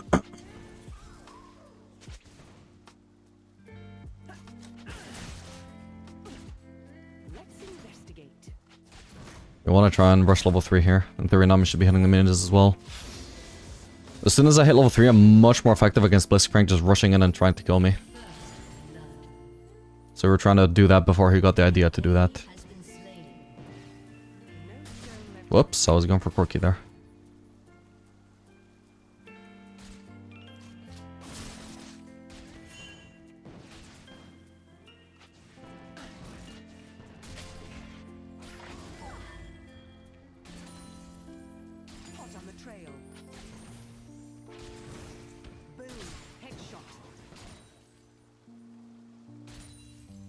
Conquer Corki as well, by the way, so his early game is not actually as strong as it could be if he was running Halo Blades. He's going for a more scaling playstyle. Blitzcrank should have just walked around the minions and forced me to use my E to dodge his hook. Missed opportunity there.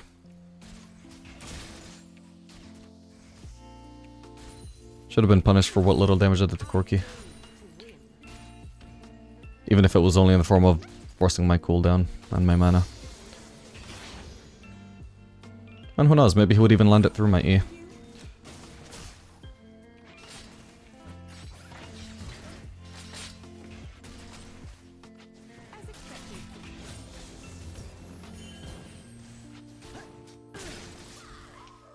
Nah, so doing a lot of damage. He landed a good hook early on this Blitzcrank, but no impact since then. He's doing very little to protect his ADC.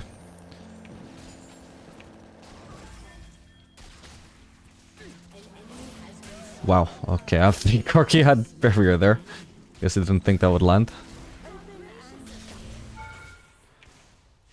Dude, this minion block. There we go. We should be able to crash this, and with any luck, I haven't been keeping track, but I hope the next wave is a cannon wave, because I don't think we just crashed the cannon wave, did we? Oh yeah, it is. I can tell. From the shape of the mini wave on the map. Perfect. We'll let it start. Even with the mishap of being forced to use barrier early. Absolutely do not need refillable in this lane, even though it's only first base, so we have plenty of time to get a lot of value out of it. And even though I had the perfect amount of base, perfect amount of gold to base on it, but we're not facing a bot lane that does poke, and we have a support that gives us sustain anyway. So if I didn't have a Nami, I would just buy it, even if it's not that necessary against this bot lane, just because, you know, it's efficient. But when we already have sustain for the support anyway, then dear god, why would I just waste my gold on it, even if it's only like 70 gold in the long run?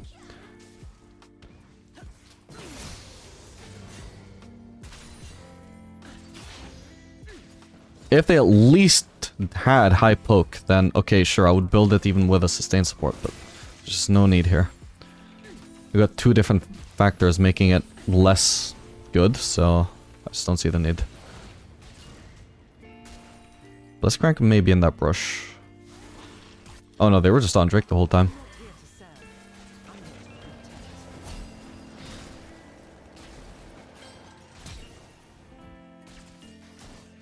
Got him.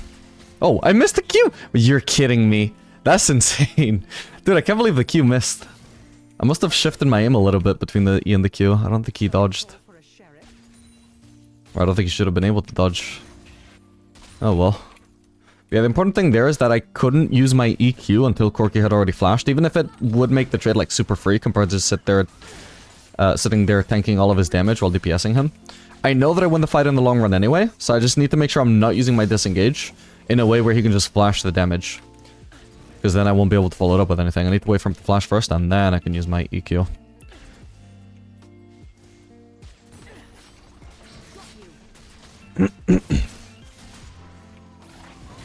Okay, Nami stayed. Smart.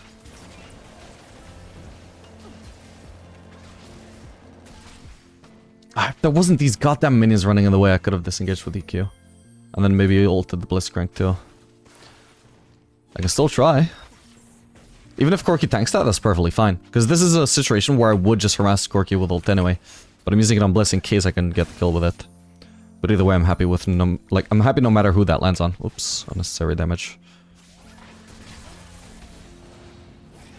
We're still getting ganked. Ooh, and there was the slow there.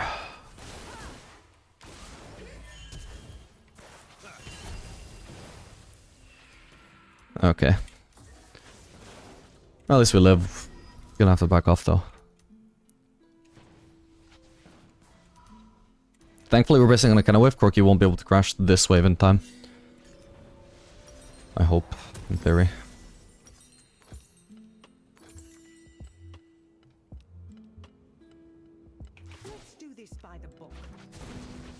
Of course, they do have the advantage of literally already being at the turret. So actually, yeah, they do crash this insanely fast, especially with Blitz having the support at him. This wave almost crashed without even having to meet the other wave at all. That's how fast they actually annihilated that wave. So the upside, though, is that because it's still a cannon wave, like, there's still another upside to the cannon wave. Cannons take 50% less damage from the turret, So not only am I still... do I still potentially have the potential to get the cannon, which this time I did, lucky me. Even if I did lose the cannon, I would still be arriving to at least 5 CS, whereas any other wave, I would have lost all 6 CS. The cannon tanks up the turret for such a long time, it preserves a ridiculous amount of CS. Sorry, Nami, but I would have lost some losses there if I didn't lost at everything. Nice.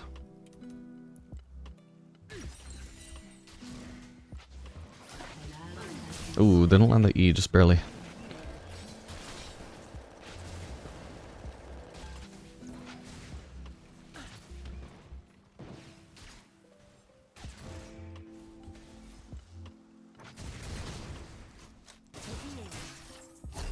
Ooh, and he would have been dead if he didn't barrier. Awesome. When I had the headshot, I just knew there was no way that Corki could actually trade there, but he did not realize the same thing.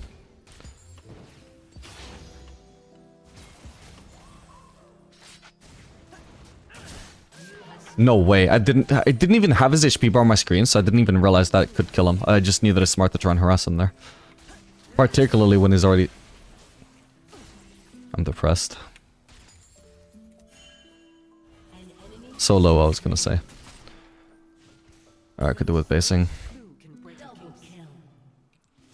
Ideally, we would have like shoved in another wave, and then the next wave coming in would be a cannon wave, but we don't have those circumstances. We'll settle for what we can take.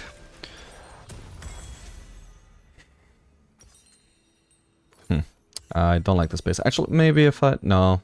No, I just have to do this if I want to do Infinity Edge second. Sad.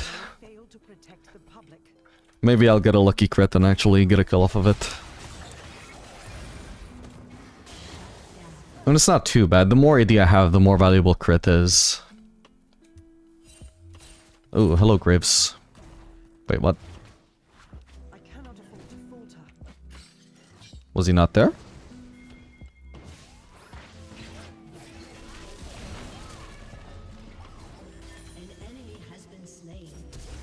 Trying to ult him to hit him with the slow while I still have the charge. Nice, barely slowed him there. Maybe it made a difference, who knows. Either way, the damage is probably needed. But what if I lost that? Maybe Blitz would have blocked it by then.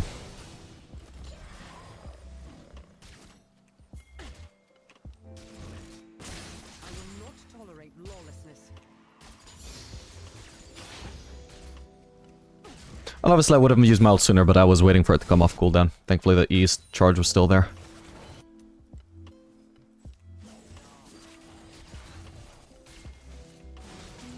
Yeah, they're in such a rough spot here. This is easy to dive. And if they can't protect the turret, then the turret falls, so sucks for them. And if Nami just is willing to not max the gold, nice. I actually just obtained such a huge lead from that. I literally just got back into lane. We got a gank, sure, but I only got an assist from it that was worth very little gold. I got like basically nothing. And I've still gathered 1300 gold from this without any kills. Just a small assist. That's how much gold I just obtained from the turret and the waves. It's crazy. Now I can just base on BF sword and be huge.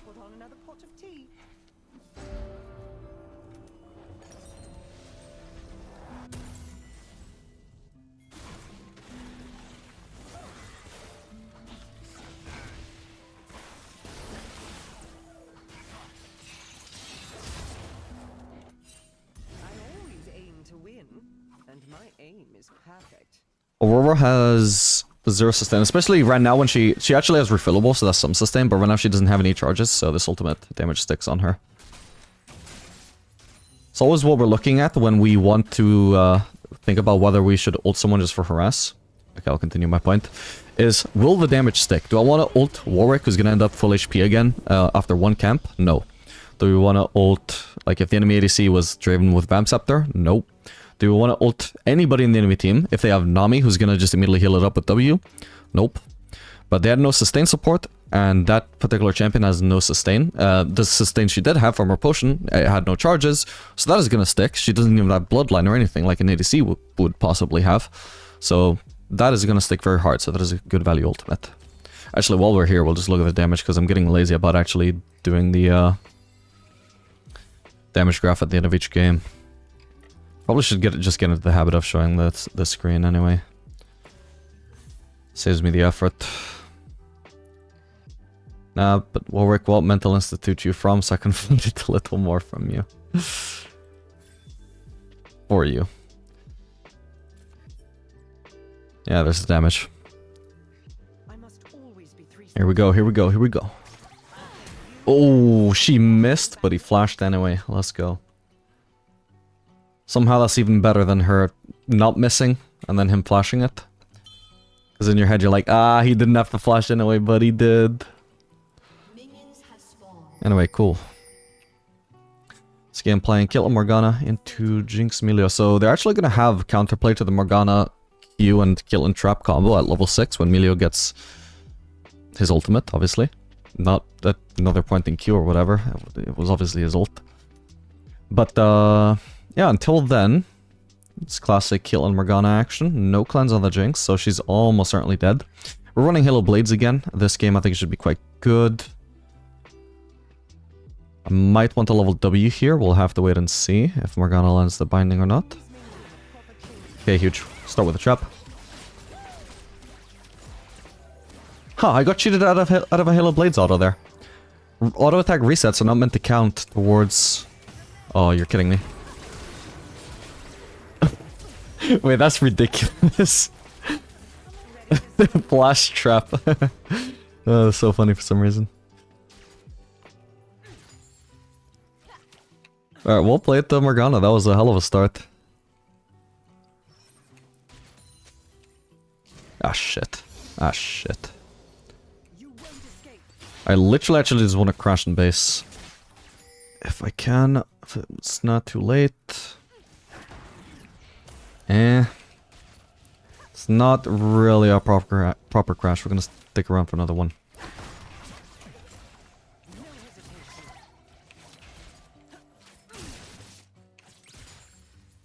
I'll skip that caster because I feel like I'm gonna waste my auto attack on it without getting the lost set anyway. God, she made me think that she was queuing the cannon, and I was like, no, no, no, no, I just threw my auto. for a sheriff. The crime scene until I return. I feel tempted to stay, but it would just be far too greedy. Shit. She guessed I was basing in the brush, and Morgana already missed Q. She puts me in a spot of trouble, but thankfully she didn't predict that. Unfortunately, Morgana just died though. Yeah, she shouldn't. If we need her Q for safety, she can't be wasting the Q on just a random bit of poke. Like, if that landed, technically it also would have been a disengage, because Jinx wouldn't have been able to continue chasing us, but... It's also just using it for when Jinx is needlessly far away, and we're just unlikely to be able to... actually... land it. And then we're more likely to be screwed.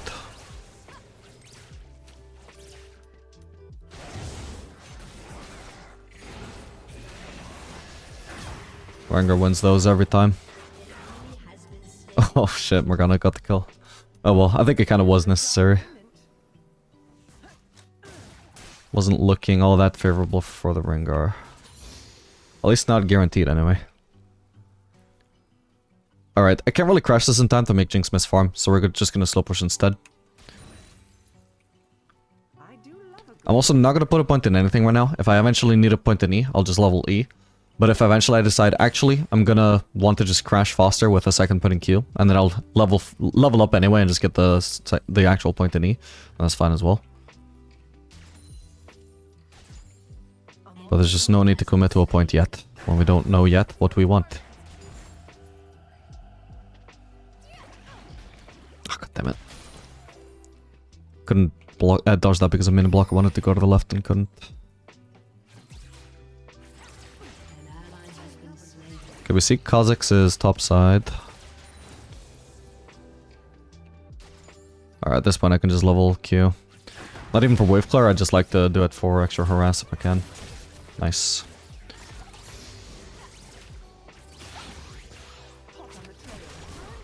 It's so fucking hard because I knew I could get a great trade there with auto, but I know the fucking minions are on the goddamn way. Bastards.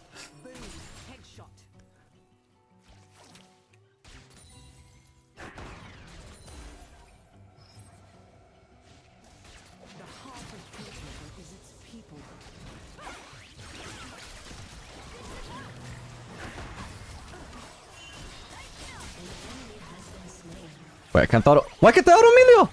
What the fuck? Jesus. How many times did I try and auto him and it wouldn't go off? I'm here to protect. Fuck's sake, I lost so much HP from that. Probably shouldn't have tried to auto him either way though. Like, Jinx was actually playing a smart, going in on me, knowing that I wanted to headshot Emilio. I played it smart, because I also took advantage of that to just EQ her when I know she would run into me to try and protect Emilio. But then instead of continuing with the same line of thought, I just actually started to try and focus Emilio anyway. Even though Jinx was running at me. Which obviously it would have been at least a little bit more worth if I could actually auto him. Oh shit, I fucked that up. I have barrier though if I need it. Not even close. Actually,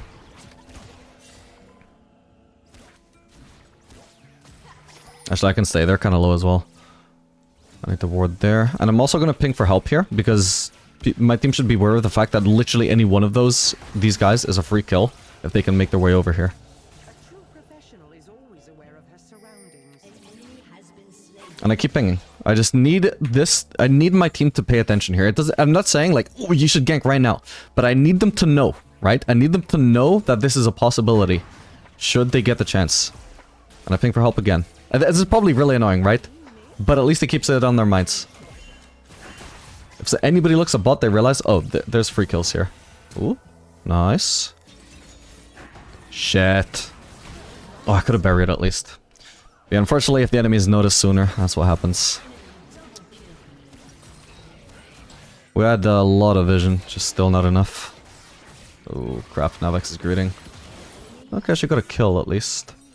Should I wait for this? No. An ally has been slain. That's crazy though, her HP.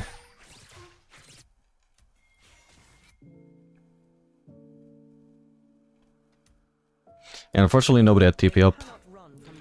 And Vex did eventually get prio and come for the gank, but it was off their Kha'Zix, who we can assume was probably already bot side. Had already made his move because he doesn't have to get prio first. And Archer, the jungler, was topside, so there was no chance of him beating Kha'Zix there. So just unlucky for us, because the enemies were the ones that were more overextended, but... Like, sorry, not necessarily more overextended, but at least more overstaying. More overextended as well, yeah, but also more overstaying, because they were the lower ones overall. But sadly, it's not always the more vulnerable one that actually dies. Even if it's a good calculation on my part. Even the smallest clue can break a case.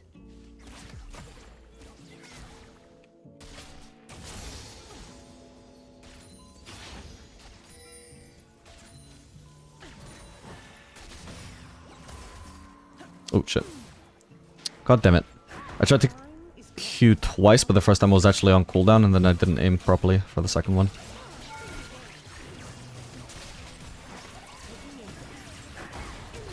Okay, decent damage. Decent damage again. And a nice shield on Emilio.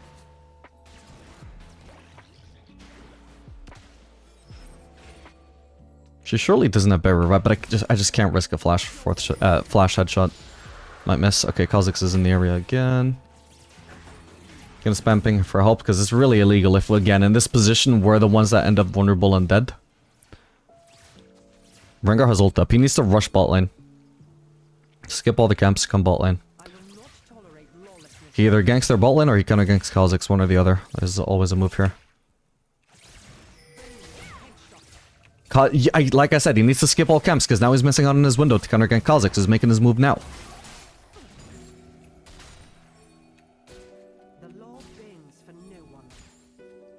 He is in that brush 100%.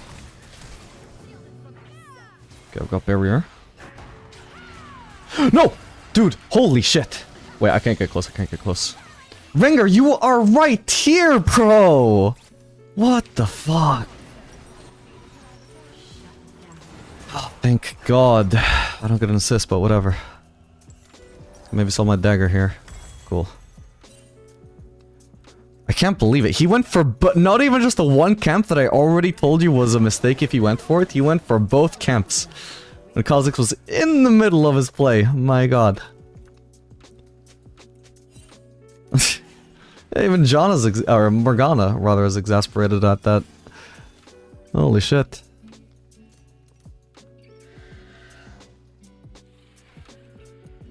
Yeah, well, he's really fat, so it seems the game is going well in our favor right now.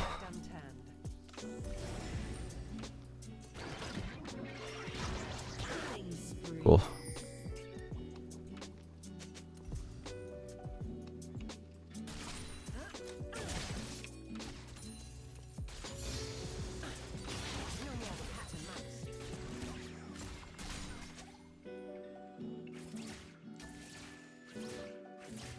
Any pinks in here? No.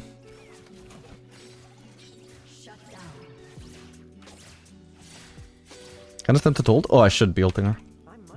Milio isn't even here. I didn't want to ult her until I saw that Milio was topside, because I didn't want him to just suddenly walk at the vision and block it with a shield. Alright, we need to try and dive.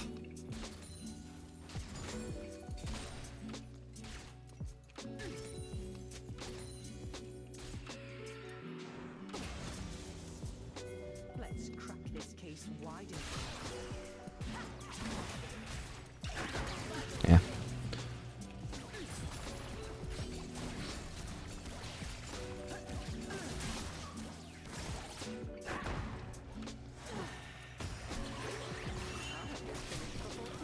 Can't follow it up, sadly. I guess Milio's playing a pretty good enchanter for this matchup, actually, and I do... Ooh. Wow. And I do feel like Morgana's generally weak into enchanters anyway, but especially one who... like, if I just walk up the trap, he just disengages with his Q. And even if we do have the capability, he still has the option of at least just ulting. She's delaying my wave clear by tanking this wave. I hope she knows that. She's not speeding it up.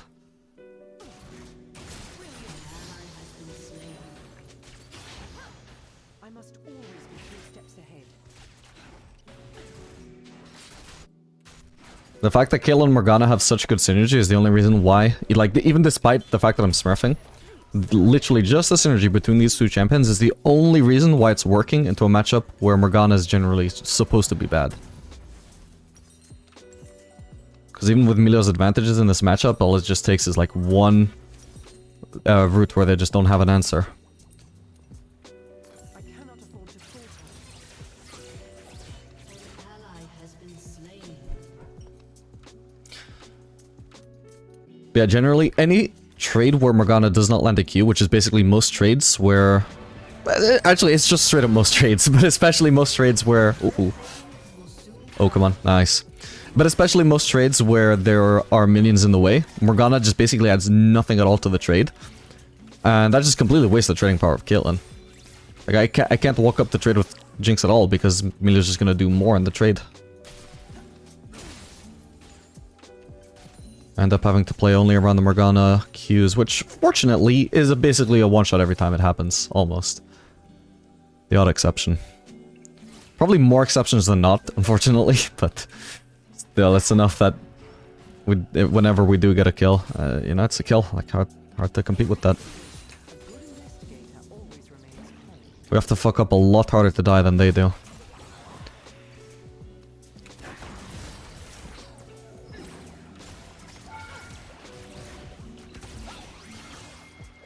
Oh, I've already got a trap there, my bad. Nice. Won't bother ulting if I don't need to. Nice one. Please, man.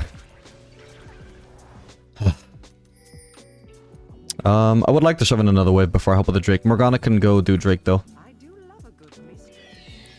Morgana should help with the Drake. I don't need her taxing this HP. I don't need her help wave clearing. And I don't... If I'm gonna take this turret, I don't need her taxing it either. But I'm not gonna take the turret out of the way. And the only way I die there is if I'm a dumbass as well. We have plenty of vision. Be good while I'm gone, won't you? Okay, well I remove this passive at least. Still basing on a cannon wave here, might still be fine. The base and not miss CS.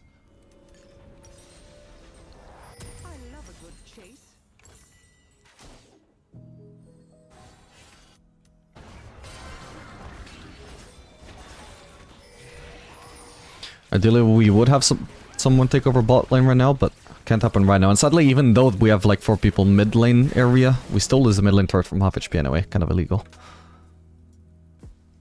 I shouldn't have walked so near that brush for all I knew. Maybe he was flanking. Wow, can't believe that. I almost missed that. Thank God I was gonna use Q anyway just in case, but I couldn't believe that it was actually necessary.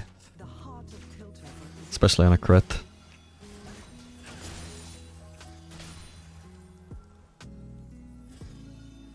Alright, ideally Vex comes and takes over bot lane. Nice, she gets the hint.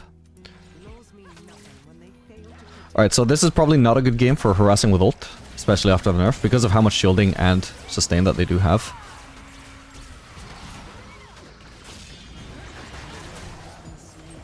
No. Crazy. Hello.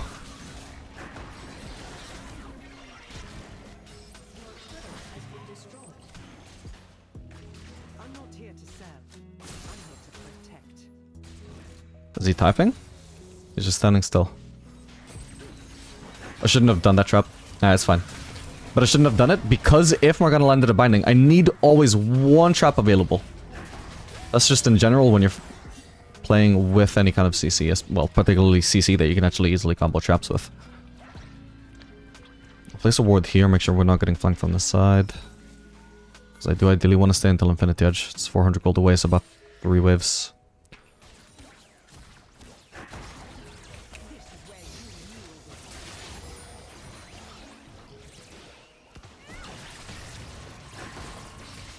No! For traps! No! God damn it, I didn't even see them. Sad. And it wouldn't have even mattered if we had mana for that. Sad. Oh well, maybe I can just wait and base for Infinity Edge anyway at this point. Yeah, I straight up did not see those, my bad. So my goal here is I know she's gonna die, literally. At this point I already know. Okay, when this trap procs, I know she's dead. I don't need to stick around in her auto attack range waiting for the trap to proc. I can walk away from her auto attack range and finish her off when the trap procs. Whenever I'm out of her range and I know it's safe. Obviously I didn't notice these traps because it was so easy to just path around them. But whatever. At least we still got it. It was 1 for 1. It just could have been better if I had more situational awareness. I have a really bad case of tunnel vision, unfortunately. Maybe it's part of my ADHD. Maybe I'm just stupid. Maybe, who knows. Maybe it's Maybelline.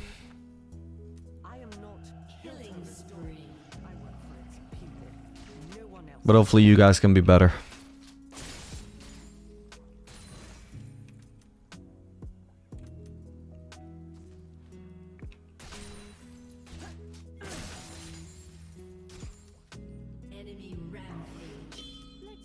I don't know if we can push. Thing is, once they're done with this play, they just flank us. But, depending on how long they take with that play, it could be doable. I should have netted into him, actually. With the Halo Blades. Usually wouldn't have been worth 100%.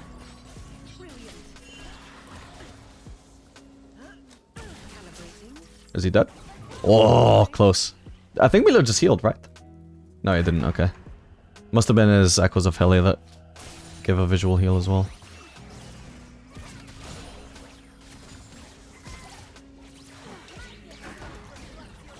Oh. I thought... I got this all wrong. I thought the guy on the left was an enemy and the guy behind us was our ally. Which is what makes sense, man. Ah, shit. He's out of sight.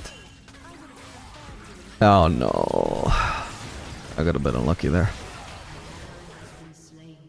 Also a little even unluckier if we count my mistaken judgment in who was an enemy and who was an ally. That's bad luck. I fucking hate Dot Items, man. How is it possible that I got hit by Z and his Q? And his items are what deal the most damage to me, man. Oh, let's fucking go over Rengar, MVP of the game.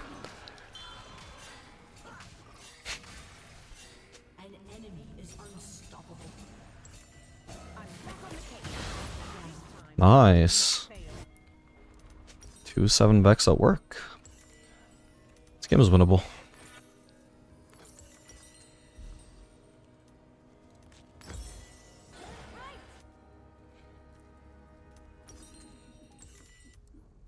Never start an investigation without first examining the evidence. Oops. It's awkward when I like have it. I have this thing if I just click there, but I accidentally move my screen at the same time, makes me miss. Then I have to click twice for the same ward, which makes my accuracy look bad. Which that wasn't the problem. Oh. Yeah. We should get that Drake, but our jungler isn't on it yet, so we can shove it another way for now. It's my business to know what others do not.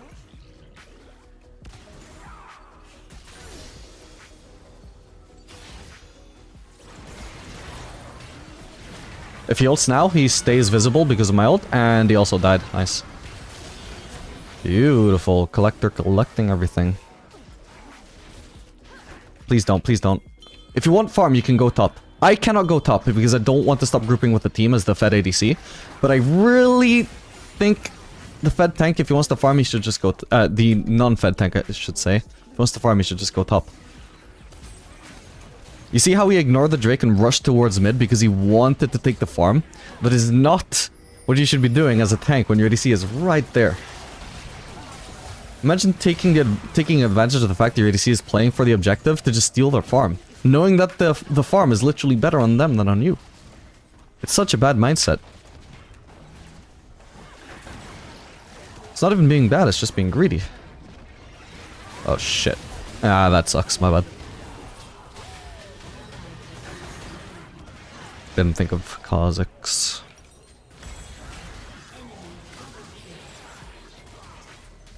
He's got our revolve, I assume.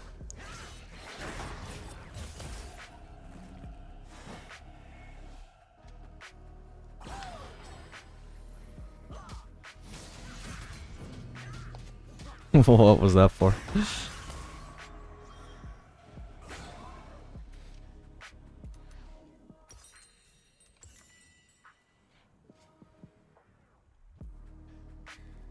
I will not tolerate lawlessness.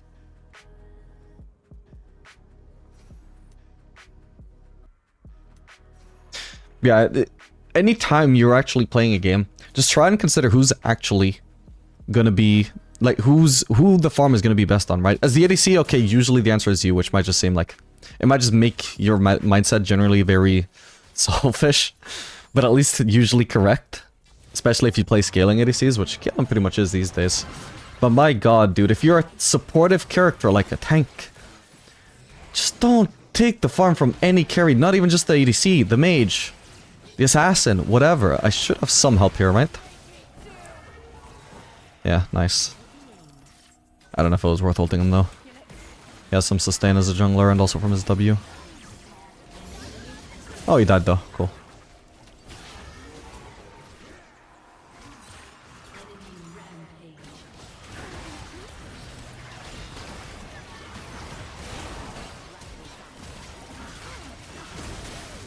I can't battle.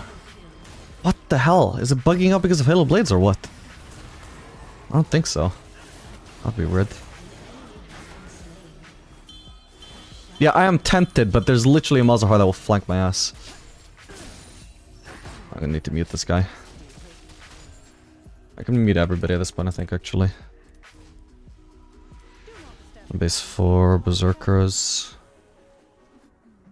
I could stick around for one more wave, though, maybe. I think we have enough vision. Especially if Morgana stays with me. It's preferred if she doesn't use W for wave clear though, because my wave clear is fine now, she just risks stealing stuff. Let's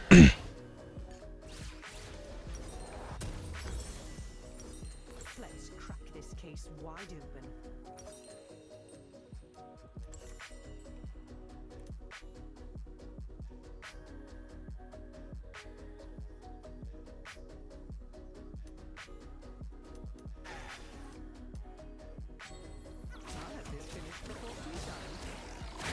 Ooh. Whoops. Whoa, what the? I'm so screwed here, man. God damn it, my bad. But what are the odds he appears? Like, he was already doing that before I used my E, right? Like, what are those odds? Fuck me.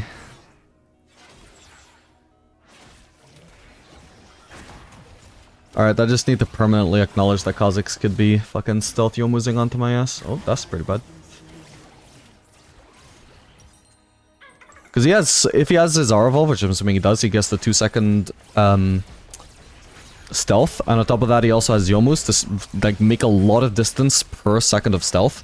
So he actually gets onto me all the way from off screen and just runs in a straight line and reaches me. Which obviously means I have to be insanely careful here. I actually could shield this. Ah, it's fine, Melio blocked it. I need enough shield, so... Still not the most valuable target, but... Could have been worse. Alright, I need to be really careful. And it's so fucking annoying, he's got Edge of Night as well, so I can't slow him with my E.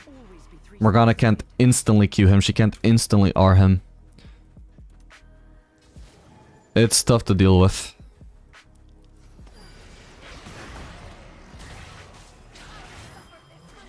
Yeah.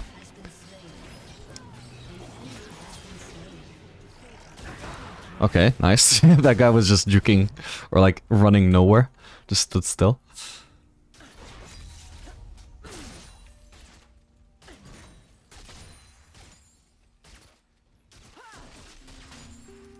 They cannot have been destroyed the law, nor from the scope of my rifle.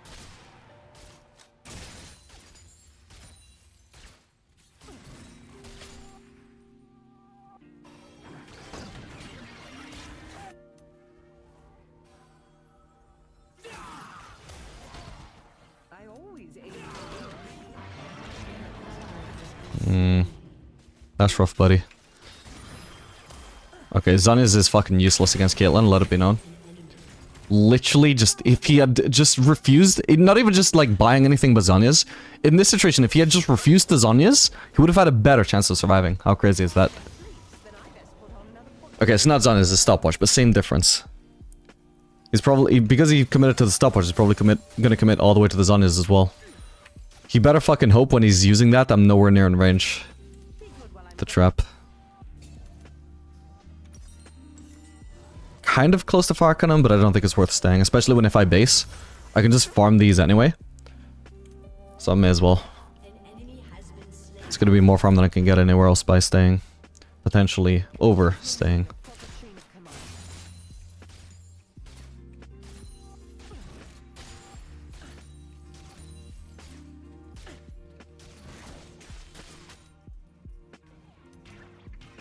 Wait, hang on. Kha'Zix, he exists. No matter the situation, a good investigator always remains. No sign of him for now, and I got Orin with me.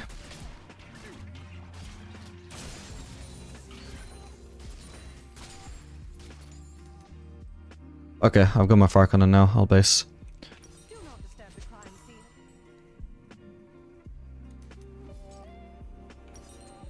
God damn, 78 damage from the collector now after the upgrade, what the hell?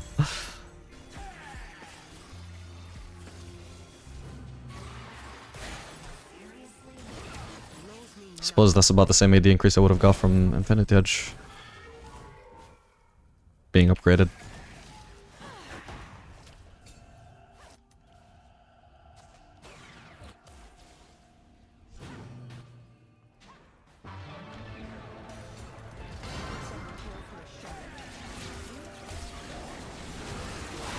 Barely did anything.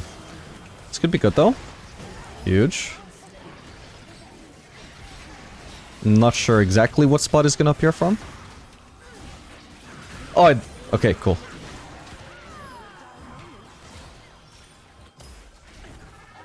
Okay.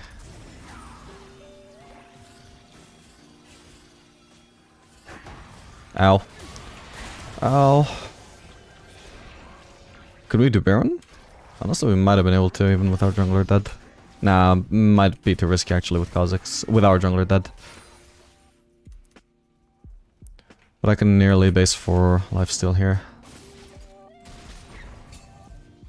I should clear out all this vision. I don't feel comfortable basing there. They just saw that I'm there. I want to make sure if I'm basing near my team. I'll let Vex have this farm, not because it's like more useful on her than on me right now. I still think I should farm until full build ideally. Oh fuck. Oh fuck me, my bad. Yeah, not because I thought that the gold was more valuable on her, but if I sacrifice that wave to Vex, I get the base faster, which is a positive, right? So it's one good thing Vex taking farm in exchange for another good thing, me getting to base faster and get back into lane with all my, you know, upgraded items faster.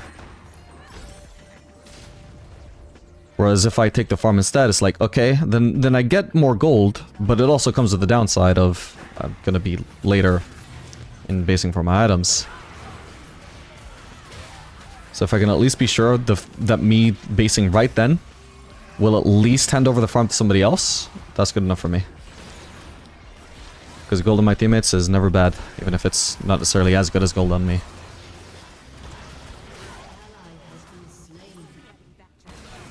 Holy fuck. How's this guy so huge?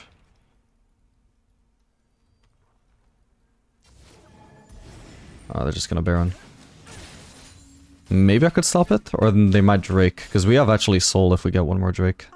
God damn it, we're run out of vision, exactly as they could be starting Baron for all I know.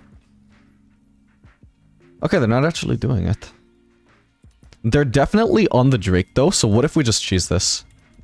Because, I mean, they're not even on the Drake yet, they can only start it now. I need Vex here ASAP, I needed her immediately. And Ringo's not even on the way, what the fuck. Alright. They're stopping the Drake at least, I'm a little bit low from it, but I can lifesteal black up. And does this guy die? He did, holy shit. I'm kind of too far away now to even bother trying to rotate, but... I'm lifestealing. And now... They didn't get the Drake. Jinx might be soloing it. But if we could get this, that would be soul for us. Otherwise, I mean, it should be a guaranteed Baron if we actually do something. Like, we either need to check that Drake and make sure Jinx doesn't get this. Might be too late now. Or we do Baron. It's one or the other. Don't do your fucking wolves. Yeah. Again, useless.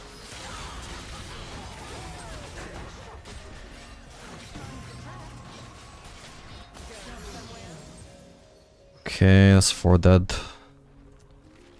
Yeah, we should have had more from there. Oh. Was that a blue trinket? Yeah, I think so. I think Jinx cleared it. God damn it, I think we could have killed her. Oh, God. Wait, there she is. Oh my god, let's go. I was thinking because of the nerf that wouldn't kill anymore, but... Maybe it was the collector. The extra AD that gave me the extra damage. Okay, Kha'Zix is back alive. We're out of here. Not in time though. No, I got slowed. Fuck's sake. Maybe if I managed to avoid getting hit by the spikes, I could be fine, which was the only reason why I flashed. I thought I wouldn't be in range. If I go Mercurial, obviously, like, it's gonna be good against Malzahar. The movement speed also might save me from Kha'Zix more effectively than the Bloodthirster shield would, though. Potentially. But it really depends on the situation. It's not a consistent thing.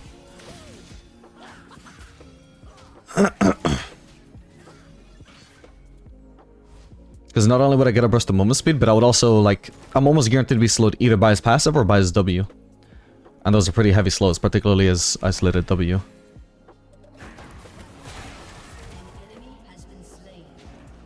I'm just gonna go Bloodthirster. Maybe if I was more worried about the Malzahar, but he hasn't ulted me once yet. And the tankiness from Bloodthirster is guaranteed, unlike the utility of the Scimitar active against Kha'Zix, which sometimes will do nothing. They should just continue getting out here.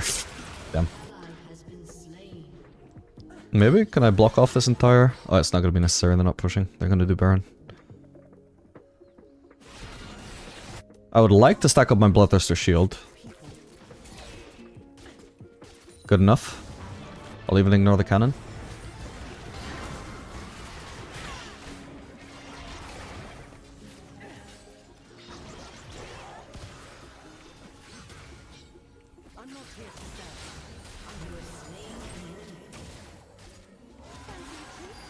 Please, guys.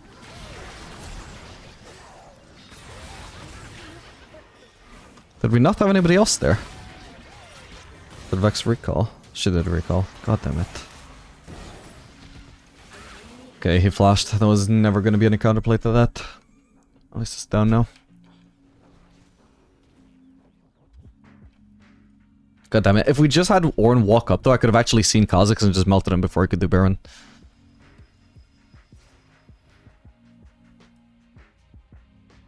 We really needed Ornn just walking up there. An enemy has been slain. There were only 2 on Baron. Even if I still ended up dying the same way, at least it would have pulled Kha'Zix off of the Baron, you know? But they would have been forced to act because they couldn't ignore me. Okay, got the elixir now. Can I even sell Collector this one? It would be really troll, but I was thinking, you know, like in theory, what if I sold my Collector and went Yuntal? And I'd have to stack it up again, which is why it's instantly troll. I doubt it would be a positive thing. It would just take too long to... Like, it might pay off in one universe, but not pay off in, like, the next 5 universes. But I'm thinking, like, do I even have the option of doing that? Or am I just gonna end up without an Ornn upgrade? Because if it costs me an Ornn upgrade, then fuck. Like, even if it would otherwise be worth, no, it's not gonna be fucking worth here.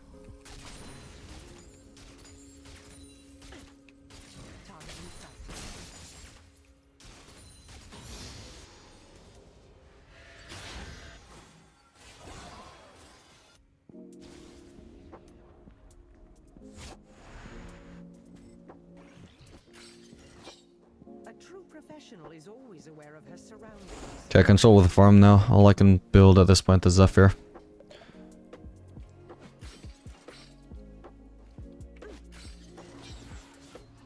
Just trying to play some traps at the edge of bushes where the enemies wouldn't see them until they step in.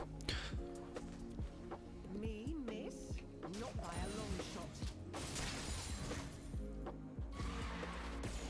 Nice, a bit of the Kha'Zix ult. It's the good thing about playing somewhat aggressive but then backing off before the enemies actually would have time to punish.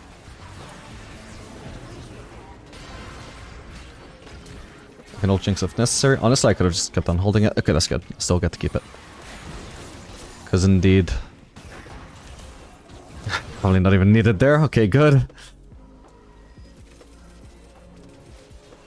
Sadly, I don't think... Yeah. Well, I cancel out his home guards at least.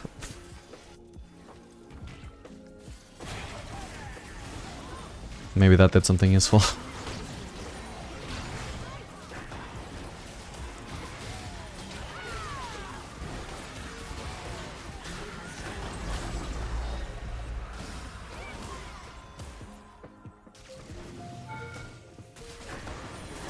Ah, the spell shield. The black shield.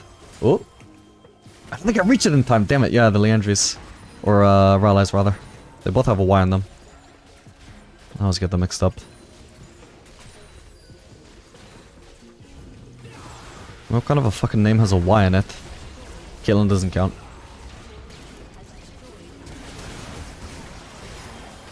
No, I could have killed her. I probably didn't use the whole dashing forwards for the Halo Blades thing enough this game, but... Oh well. Alright gamers, welcome. This game we're going to be playing Caitlyn Medio against Lux Nami. I don't know what's that genre there.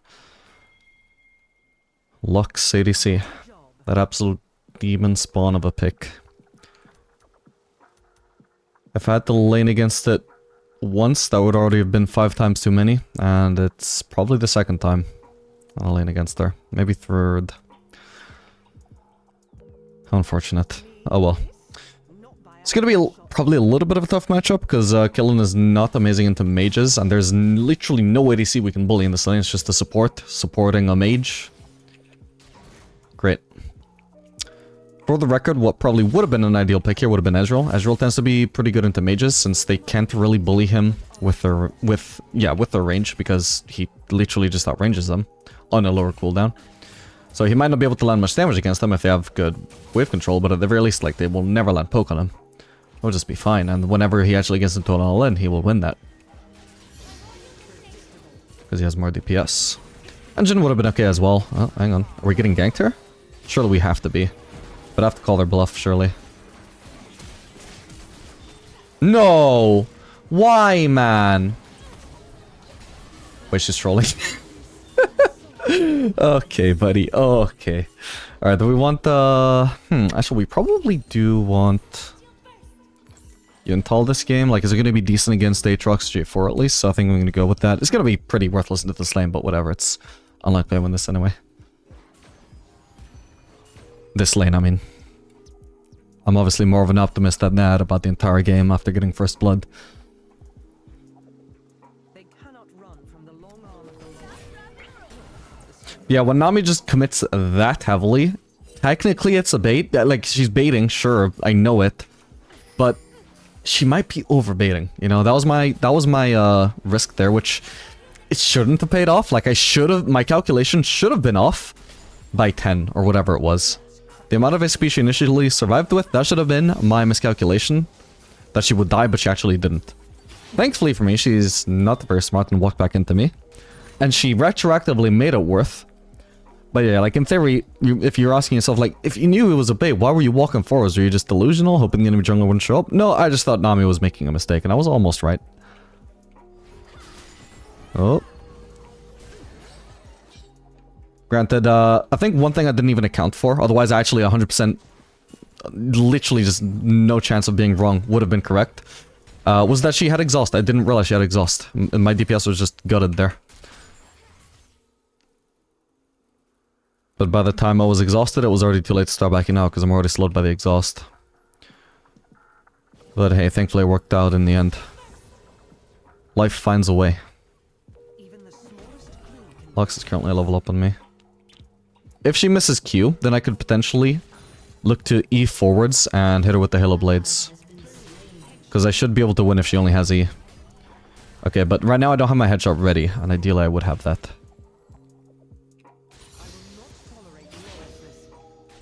Okay.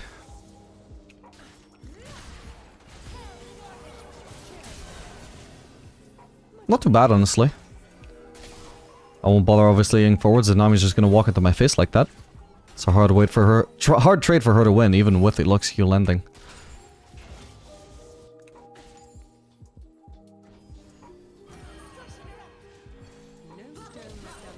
Nope, my bad.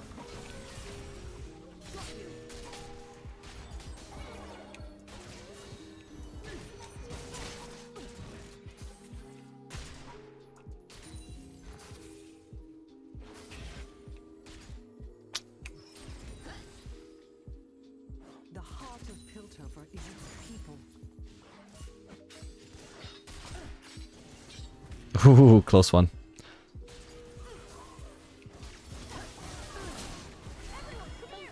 Wait, I shouldn't be walking forwards. For some reason I thought this was Kha'Zix. It's actually Jeff, he could have CC'd me. Okay, not too bad. We'll place a ward here. So long as we're not actively pushing forwards, this is good enough for now. Warding the Tribush is a little bit risky, and definitely I would have missed the last hit, probably. Thank you, Emilio. I'll have this finished before tea time. Definitely one of us needed to be cancelling our base there.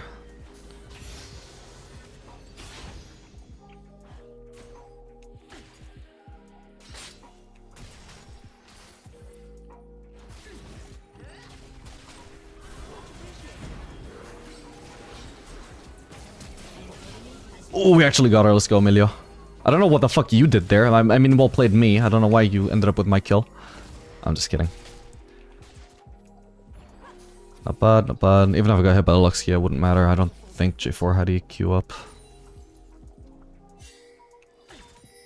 The only thing is, though, she will have TP. This is not a cannon wave, though, so as long as I stay away from the brush, J4 shouldn't be able to knock me up. I should be fine. What might work against me is if Lux TP's in and J4 is also staying to gank us from the brush. We also need to make sure that they're not freezing, though. Emilio's being very lazy right now. Okay. And because we're based on a cannon wave, this should be fine, just as long as our base doesn't get cancelled here. And if Nami was smart, what she would do is she would, you know what, do the one thing that screws me over here, which is cancel my base. There's pretty much zero chance we would be able to kill her, well, unless she stepped on a trap, I guess, but To prevent that, all she would have to do is just walk out in the open, and at least, like, if she has any wards, she can use them to check. Otherwise, blindly guess which brush we're gonna be in. Costs you nothing to just walk up and queue a random brush, you know? Laws mean nothing when they fail. That is lazy supporting.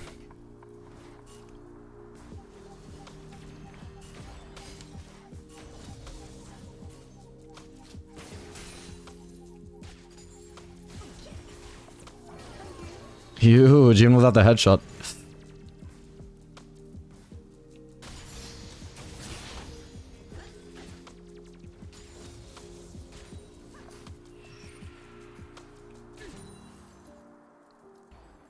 Shit. She level 6? Yeah, she is.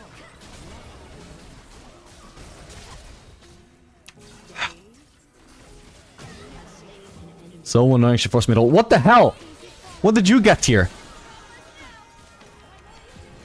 Seriously, it was just randomly chilling behind me while I was celebrating in my head.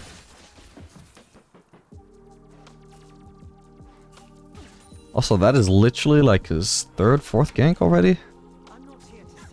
I was gonna say, is that even in the brush?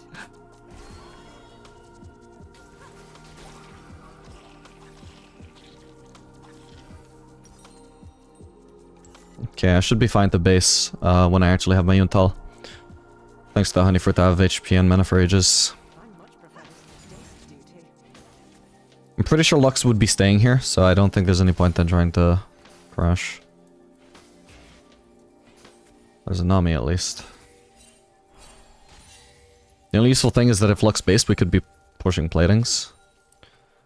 Maybe she did actually base. I don't think she was missing HP though, was she? So I guess I couldn't have predicted it. If so, unless I'm wrong and she was missing HP, in which case I could predict. Whoops.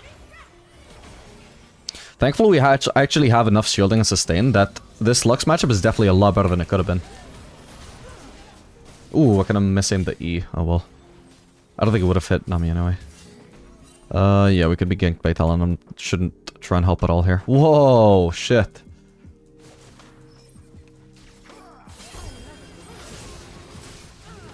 Get him. Yes, and it even goes to me. What are the odds? Nice one. Did I even have a shutdown? No. Unless maybe I had a maybe very minor one, then I just got more gold for this than Talon did. Obviously I miss a wave, but so does Talon, so it evens out. Not too bad. It seems I may have a new suspect. Probably a bit of an overreaction to ult there. Better safe than sorry though, as they say.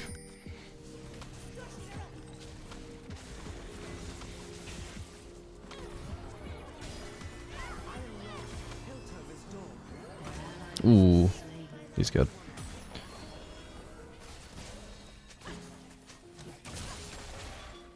Is that a Nami ult?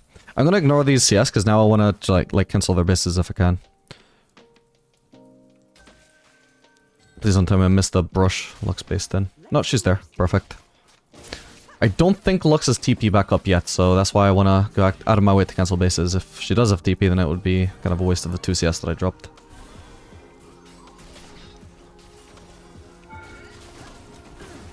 Ooh, if that landed. That doesn't matter, she had a heal anyway. The important thing while I'm trying to pressure her here is that even if I get by the Lux Q, I need to make sure I'm in a position where I don't get threat aggro, then it's not a disaster. And then if I do dodge the Q, then not only is it not a disaster, but it's also a really good fucking trade. A true professional is always aware of their surroundings. Nothing really ended up happening, but ooh.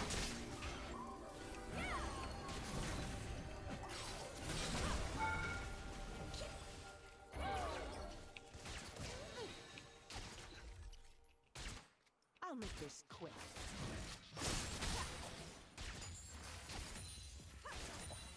Talon is currently missing.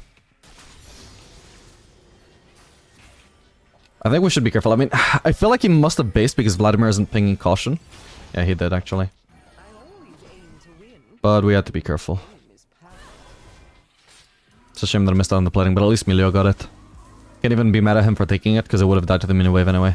The only risk was that he would be the one that dies if we did get ganked.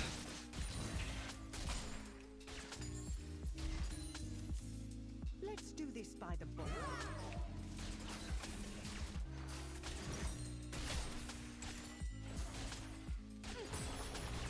Okay, so Lux is actually finally based. I should look for a base soon, but because I've got plenty of HP, and for now enough mana, I'm not pressured to do it immediately.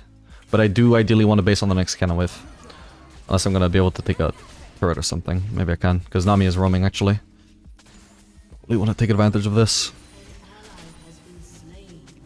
If we can. Actually, nah, she has enough wave clear. If we were going to take this turret, she would just ult it anyway. So we would at least need the cannon wave. But she can still ult that.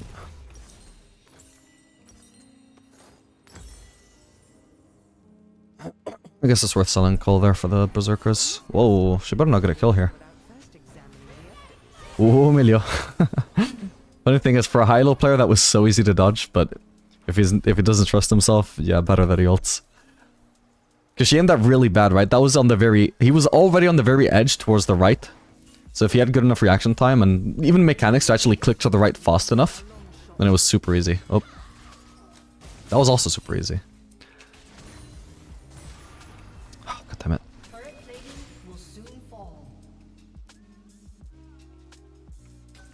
At least we'll have sustain soon when Milo gets back into lane. Okay, so for now they're probably camping this brush. This is going to backfire on me so hard if J4 actually ganks me from here. But I need to enter the lane away from these brushes, you see, where they're trying to cheese me. Alright. Oh, for fuck's sake. I'm trying to get close enough to the wall, man! Fuck's sake, he body blocked me so hard. I should have just flashed for like good. Fucking hate that. Like, 2v... in the context of the 1v2, me entering the lane through here is genius. But if I don't know where the enemy jungler is, there's the potential for that to happen. And it's so fucking annoying. Because that leaves me with zero good options. I can't enter the lane 1v2. Even though I can survive 1v2 just fine, I just can't do it while walking next to a brush I have no vision of and being stuck against this wall with no room to maneuver, you know? So I have to do it through here, and then this fucking guy just ganks me. Crazy.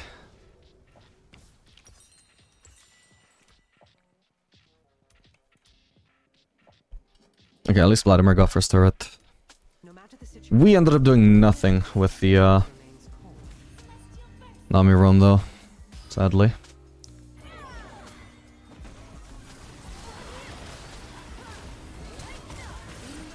It's not gonna kill her, it's gonna be blocked by Caitlyn, but that's fine.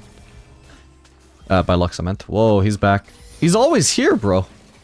He's gotta have ult up, otherwise he wouldn't be doing this. Alright, nice. So we don't bother auto-attacking at all, because I know that lets him get into range for ult, and then I have to flash. This way, I just barely managed to keep my flash up.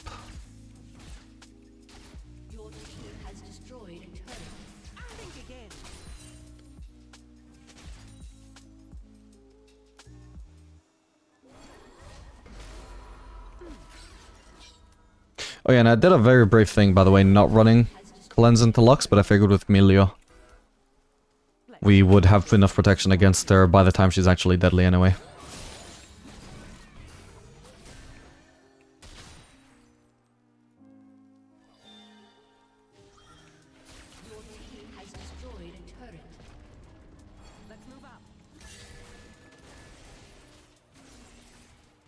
I think I should be able to shove in one more whiff.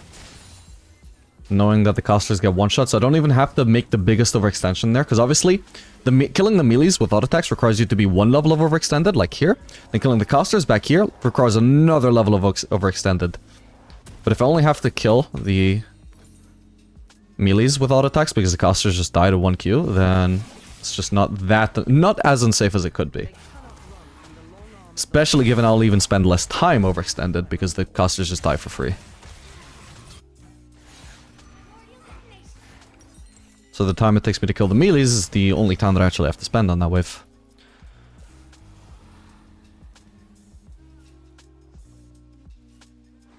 The law bends for no one. Did you know that Caitlyn quote, "The law bends for no one"? It took me years to realize she was saying bends and not bings. How does bing make sense in this context? I don't know, but it's what I always heard. The law bings for no one. I just always imagined it like bing as a funny sound, like bing. I didn't know why the law would be doing that in the first place, but okay, he's about to ult. This should be fine. What a huge waste of his ult. way overforced, but like if you were at least burning my flash, you know, if I was Jinx, that would be fine. But I'm playing Caitlyn. I've got my net. What are you thinking? Did you think he called me with my pants down and my net was on cooldown for zero reason? It's too optimistic.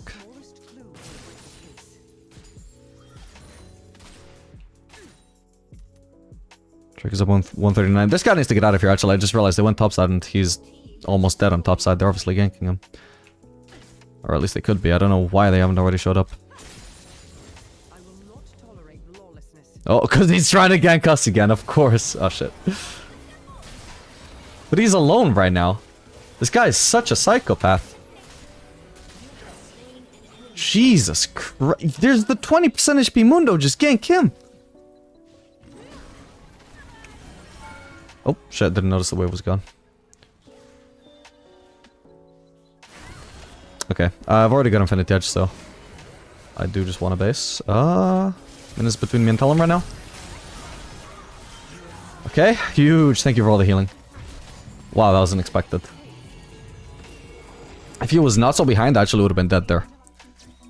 So, props to him for knowing there was a play to be made there in some universe.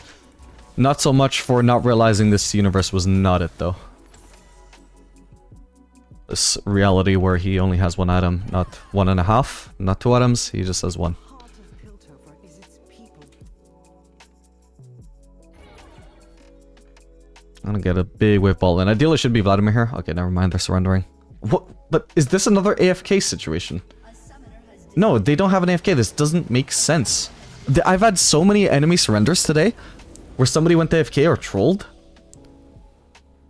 It's so crazy. Whatever, GG.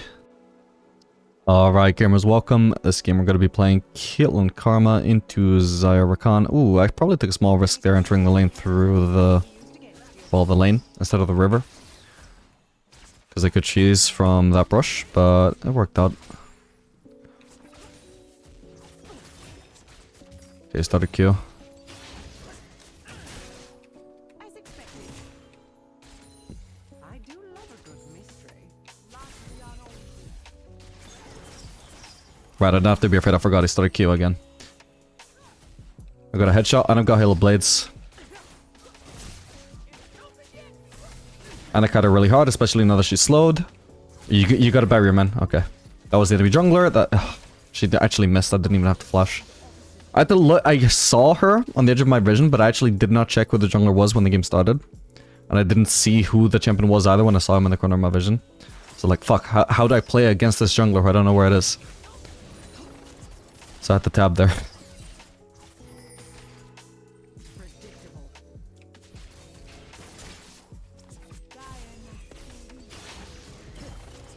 Whoops. Ah, no. I fucked up. My bad.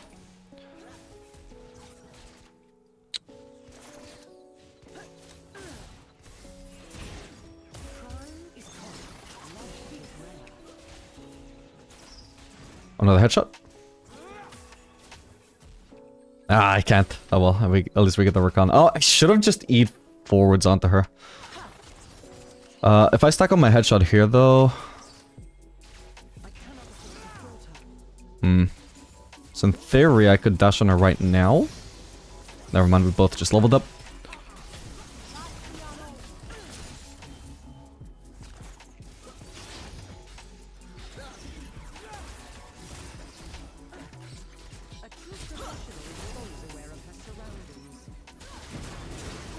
Got her. Unfortunately, I'm probably dead here. We'll do as much damage as we can. Karma gets her. Perfect. Alright, get out. It gets him, rather. Hopefully this wave state pushes towards us, but I know that even if Karma tries to shove, it's probably still going to be a disaster. I think it should be fine. Do we want Yuntal this game? Not really. We can go...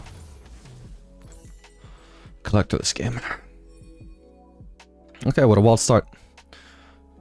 They let me get a lot of use out of Halo Blades so far. I think that's just because Xayah has been such a low range matchup. She literally cannot touch me if I walk up to auto attacker. It also helps that, I mean, I also couldn't be punished for so long because Rakan actually started Q, which I think is really trolling that matchup, especially if he sees I've got Halo Blades. He knows that I don't just want to auto-attack Xayah once, I want to commit for multiple autos in a row, and he could just take W to prevent that. If not, even if I don't get hit by the W, I'd have to dodge it. But wow, he just took Q instead. So I got so much use out of that.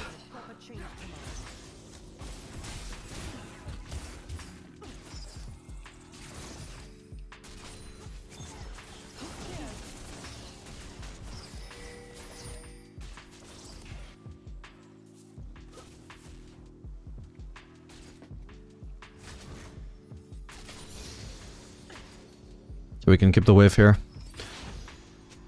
I must always be 3 steps ahead.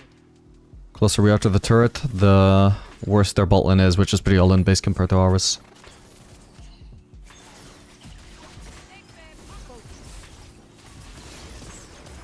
Oh shit. Dude, I have the minion block. Might have been able to get her, otherwise who knows. Yeah, I was gonna say Rakan is gonna get that Q off. There's sadly no way to avoid it. Okay. Unfortunately, I have to stay out of the way, otherwise I'm gonna get massively chunked by these. Oh man. Should be Xayah that though. Okay. I got the assist as well, nice. Can I even shove this? Honestly? No. Rakan could actually solo stop me. I can't even base here, really, can I? Because, yeah, he's actually walking up. He's smart enough to know, like, obviously she's basing there. And I respected the fact that Rakan is an IQ of over 30. So I thankfully get to not die, but the wave state still sucks. And god damn it, she died. Close. An ally has been slain.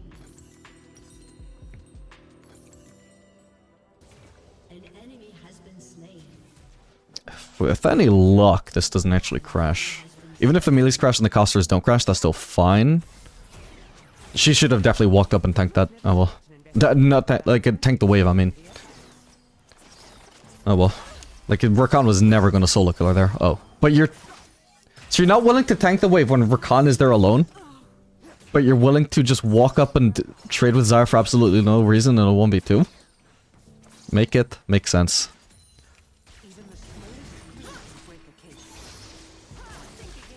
I missed. I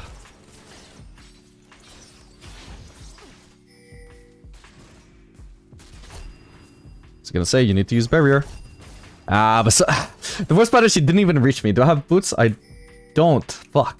But I got that. Perfect. I was gonna say my E is about to come up. I can't believe that E didn't even hit me. I was like, yep, I'm not gonna let myself be cheesed by that, and just wasn't even gonna fucking kill me. Alright, this is a crash. Rakan is not freezing yet. I can base. Oh. Wait, Karma! Karma! Literally, Karma should have been in range to shield me. What the fuck? Unreal, Karma! How do you only just now turn around? Oh my god, at least it's a free kill for Kane. He can shove in the wave. Because otherwise she freezes it. She might still freeze it, but at least she would have to tank a lot of damage for it, so it's not a free freeze in that sense. Yeah, it's fine. At least Kane gets big from that. Holy fuck. When they... So she was literally right here. Literally, Rakan is like 10 steps from you, man! What the hell? Are you blind? Like the entire... it took me so long to realize she wasn't turning around because I just took it for granted, you know? Like as soon as Rakan appeared in vision, I knew she had to be so nearby, so I was like, yep, I'm fine. I just need to stall for the Karma shield. I think I fucked it up, didn't I? Yeah, I did. My bad. Nah, you're kidding. Wait. Nah, this sucks. That's fucked up. Oh, Rakan is 6. Okay. Rakan will just block it. Oh, no, never mind. Oh, I'm out of mana. Never mind. Oh, my bad. I don't know if Rakan was in vision yet when I used Dar. Looked like it should have been a free way to kill Xayah if he wasn't. Potentially getting ganked here. I think, honestly, I'm just gonna blindly assume that I am getting ganked and back off. He might just be bluffing. Now I see why. Now I see why. But I had to assume she was bot side, which she was. I have to cut away while I fight him. He's not gonna solo kill me, is he? No, he's just wasting my time successfully. And it did a lot of damage to him, but I can't follow it up, unfortunately. So much. So much damage, man. Fuck's sake. Well, it was smart from Rakan. I don't know if he... Well, thing is, I don't actually know if he knew that he couldn't kill me or not, but even if he... let's assume that he actually knew that he couldn't kill me. He knew that he... Also, that he's too tanky to die as well. So it doesn't matter that he loses the fight. Nobody dies from it. There are no consequences to him losing the fight. Except for me, there are consequences, because just by participating in the fight, I'm not getting to shove this in. But if I tried to shove it in while ignoring him, I would die. So that was a great play from him, whether he knows it or not. Or whether he knew it in advance or not. Actually, I should have stayed and soaked up that kind of wave, my bad. If I'm gonna base and drop a wave, it should be a non-cannon wave. But in theory, if Karma can freeze this, that would be nice. I don't know if she can, though, because she can freeze it against Rakan, a low damage champion. She can't really freeze it against Xayah, though. Xayah would actually kill her. I always aim to win. My aim is perfect. That's good, though. Good trade. Again, this is actually a trade that Karma lost, but just because she's the support and the trade was onto the support, that's worth for her. Because now their ADC is low, and our ADC is full HP. I much prefer this to death duty. I got a headshot from that anyway, nice.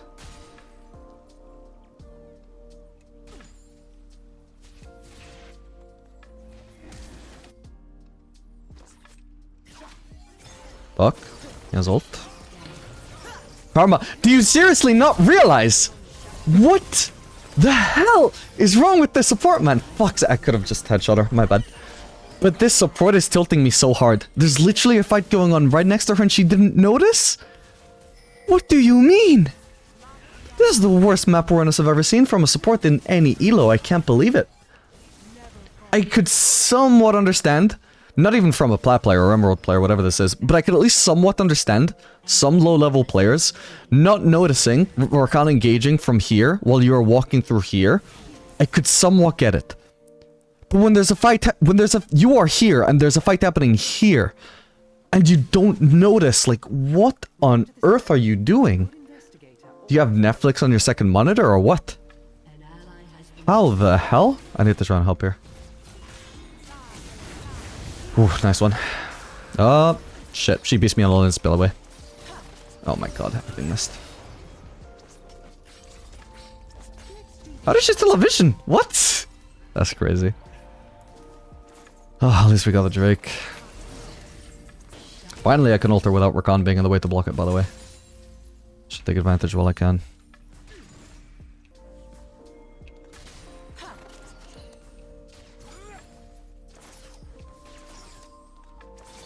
It's generally good for Xayah to just use her Q and play some feathers randomly, by the way, just in case I happen to...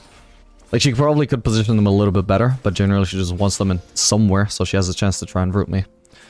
Karma's roaming for grubs. It might even be the right call, but I am certainly getting screwed from it. I can't survive this 1v2.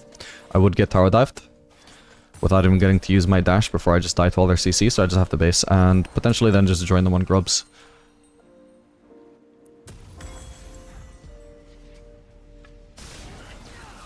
Honestly, Akali could have maybe gone bot, because she could actually defend this turret 1v2, she wouldn't die. But honestly, for me, there's just no point returning. I could maybe try... I could go bot right now and hope that after they have this turret, they don't just continue trying to dive here, but they would still dive me there as well. So it would be a risk. I'd be relying on them to make a mistake. So, we've already got the grubs. I'm not going to be needed for a fight. I can at least help Akali shove this in. Maybe pressure this turret. I think Akali just needs to base and defend bot now, although they're not pushing anyway. Ooh. Okay.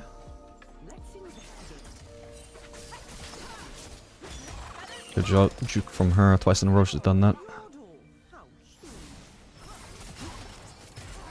What? But just don't W any... dude, your play was messed up. Like, don't force it.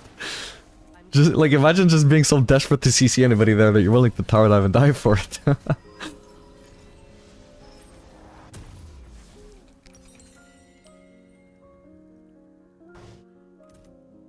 Okay, I'm confused. Akali just pinged bot, but she is very clearly not going bot. Okay. I guess she just wanted to recall in this extremely safe spot.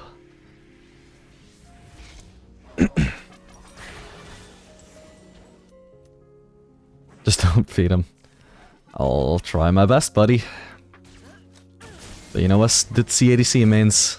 Just can't stop dying.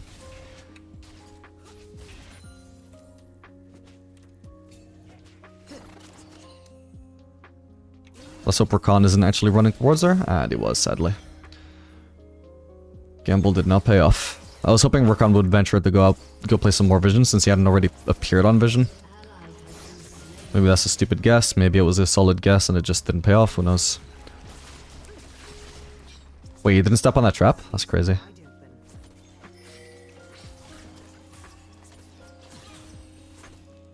Oh, the turret lives for now.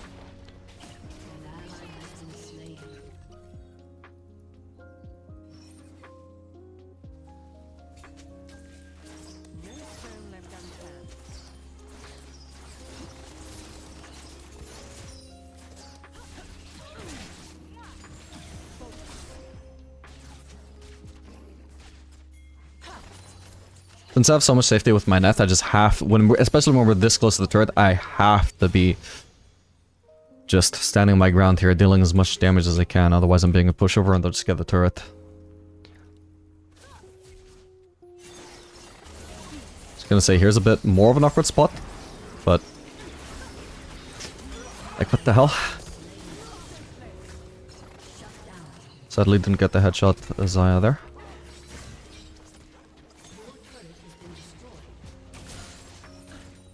I don't know why Karma died there, that was useless. Yeah, that was a slightly more awkward spot for me, because if he used his W soon enough, I would have had to E to the river instead of upwards, because I wouldn't be able to make it past the stick wall, but he didn't do it in time.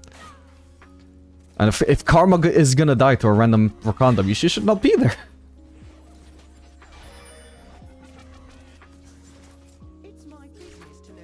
I have to check her. Like, I don't even know, like... I was just gonna say, I should check whether she's autofilled, but even if she was autofilled, it just wouldn't explain this level of play, honestly. Like, especially the map awareness, just because you don't main support or you don't main Karma. It does not explain the map awareness, you know? I don't get it. I would say maybe she's boosted, but the rest of her, well, most of her gameplay feels fine. It's mainly the map awareness and also, I mean, that moment I could kind of get it. If it was just an isolated mistake, I wouldn't even be, like thinking too much of it. In the context of her map awareness, that just freaks me out. Oh no. Okay, we have to give that up. Maybe I can shove in the mid wave in time, although it's kind of risky because it's not even... it's a kind of wave, so I won't even get to like one-shot it.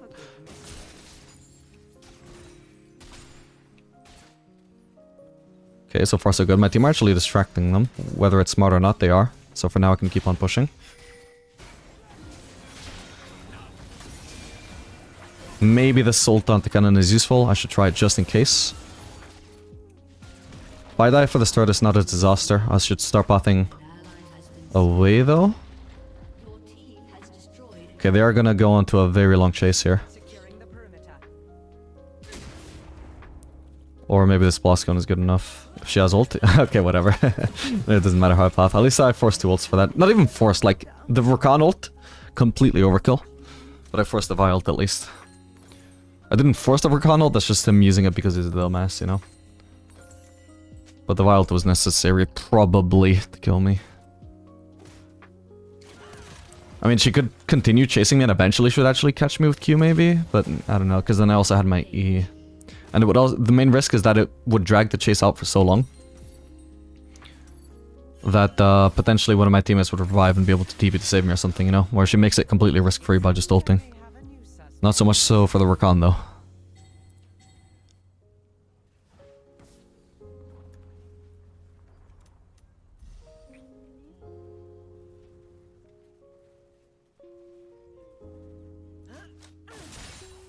Got them in my sights.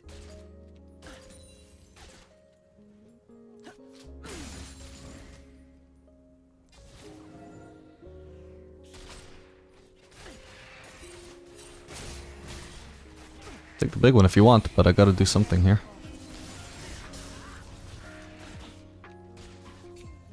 He's got pretty much every camp on the map up. Doesn't have to complain about one going missing.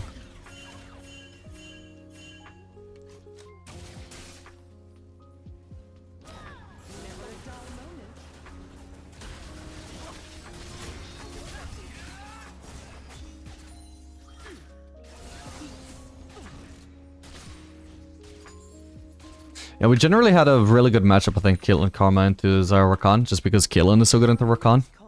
The way I can just dodge his W at the same time is it actually being an aggressive move, because I also hit my E at the same time. But we really messed it up with those Kog'Maw missteps.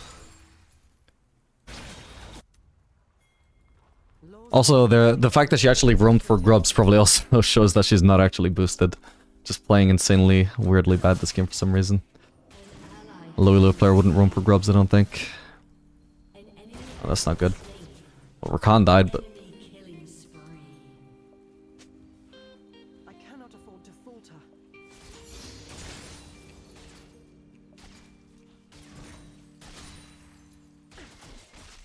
Shouldn't have done that. If I accidentally crit that cannon, I would have missed it. On the first hit, I mean. I should have just E-auto'd, not auto-E-auto'd, because I don't know how much damage the first auto is going to do, which is necessary to know whether the combo overall will actually give me the last hit or not. Okay, I might be able to use Mount to clean up, but I won't use it yet. Okay, we'll use it for this guy. Please don't... You could have just let me had that. Fuck's sake. At least I get to keep my ult.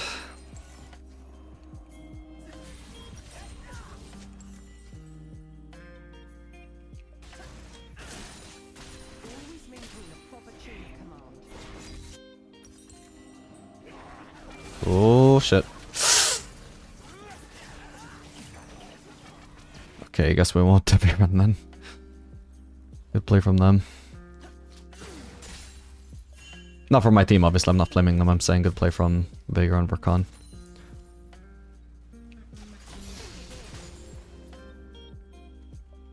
Okay, I can base for Infinity Edge now.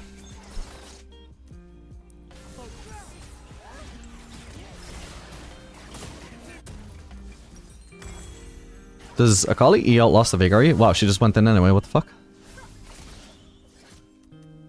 Maybe she thought she could beat the Veigar cage before it formed. First examining the evidence.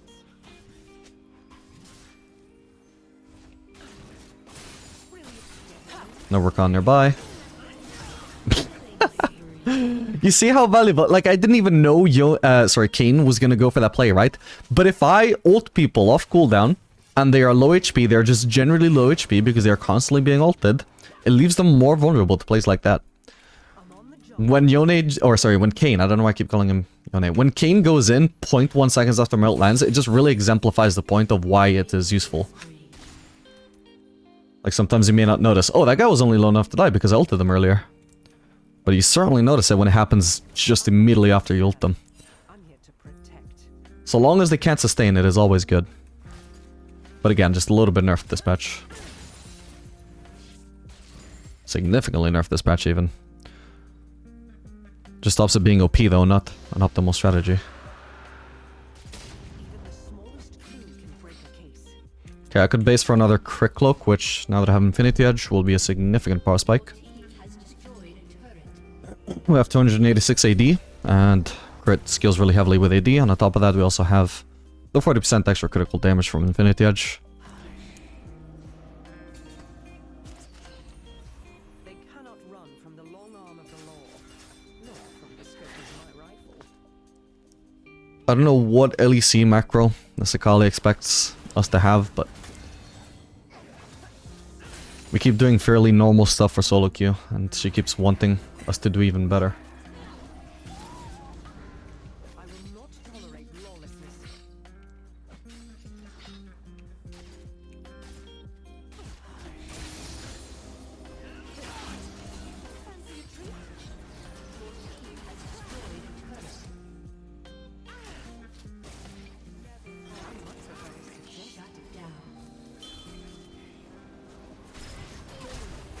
Oh shit, wait, is he not ulting? Dude, I only flashed because I thought that I knew that he was just going to immediately ult as soon as he was in range. I have to question why he even bothered doing that. It's so much risk for apparently no intention of killing. But I need to actually aim my Q downwards after that.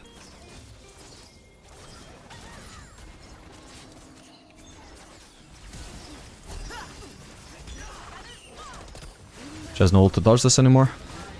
Holy shit. Well, my ult just got wasted. Okay, he's dead. No, Vi.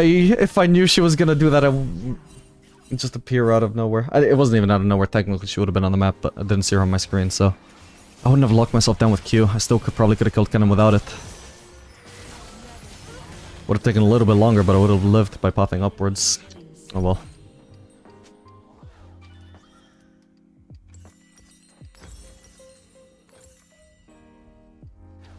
Yeah, I don't really need anti-heal here. Even though Vi has this item, I don't think it's that big a deal.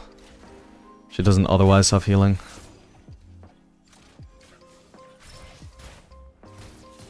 Ooh. Clean. Oh man. Damn, that sucks.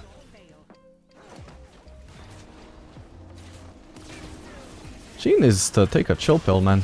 Oh, Jesus. Yeah, I did warn him in Champ Select, so he asked us in Champ Select, should I go red or blue? And, well, first of all, that's a weird question as the Kayn player to be asking your non-Kayn playing team. But my response is like, I guess they have a lot of ranged carries, you could go blue. And I was like, but they have Vi, maybe it's not so good against Vi. You know what? Now that I'm seeing it in action, I'm still thinking, you know what? Yeah, maybe it's not so good against Vi. I did warn him though. I don't know why he wanted the ADC player's advice, but I did warn him. You play blue against Veigar and you don't buy Edge of Night? You know, she's obviously like way too tilted, but she has a great point. Why would you not have Edge of Night there? Whoops.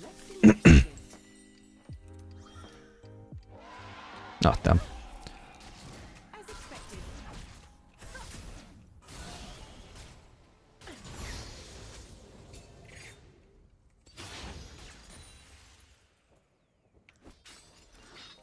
Where's that goddamn plant? I wanted to click it. God damn it.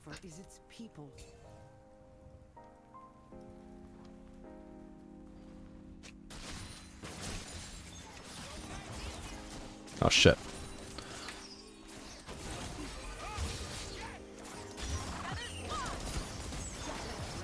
Well, that sucks. Didn't take long to clear the wave, but took too long still. Or actually, it might not even be the problem that with how long it took me to clear the wave, but just the fact that they appeared on my screen at all.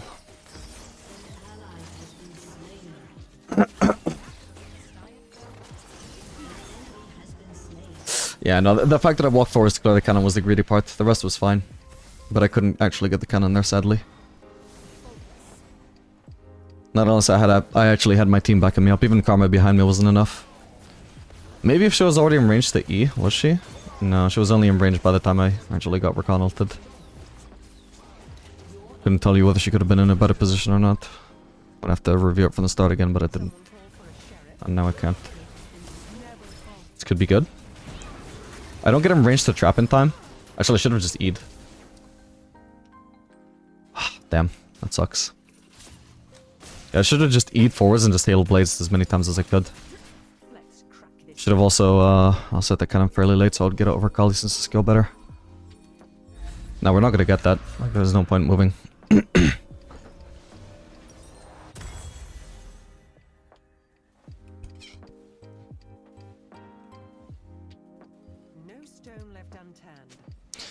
Yeah, when this Yone overextended, Akali somehow like found a way to blame the team for just not taking advantage of him killing 3-man instead of just blaming Yone for being overextended. Now I think she's realizing, oh, like maybe Yone is the problem.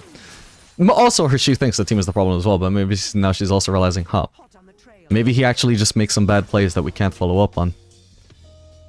Granted, again, like this is not even one of those times because he could not have defended. We could not have contested the Drake. There was no point in him not being top. Oh, crap.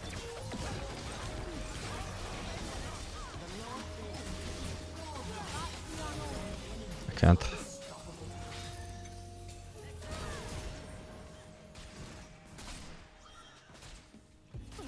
Should I just be recalling? I probably should have, to be honest.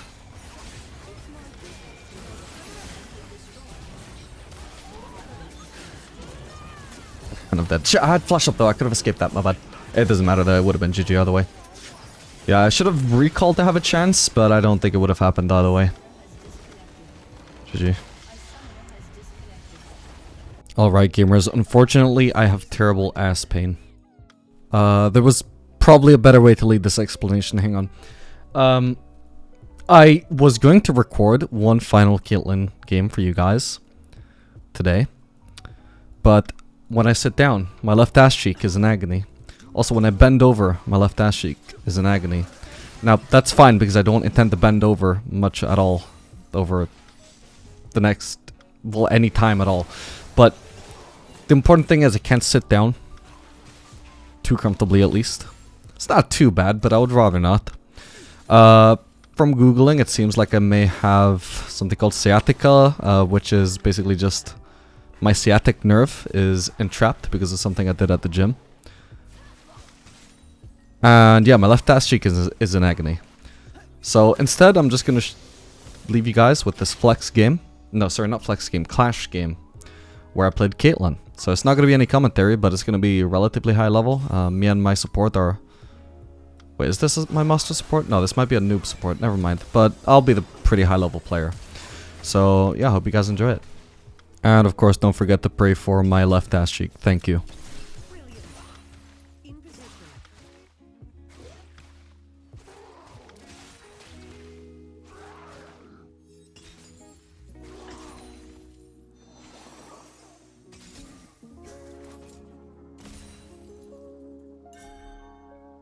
The law bends for no one.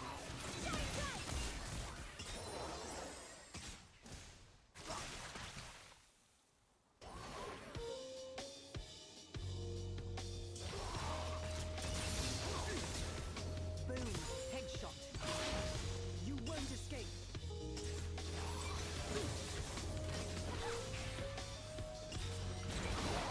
Appreciated.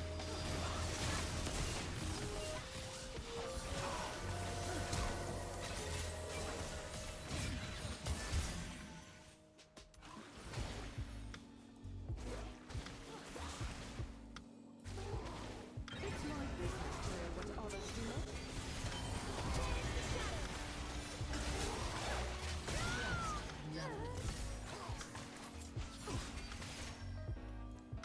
Time never sleeps, then I better put on enough tea.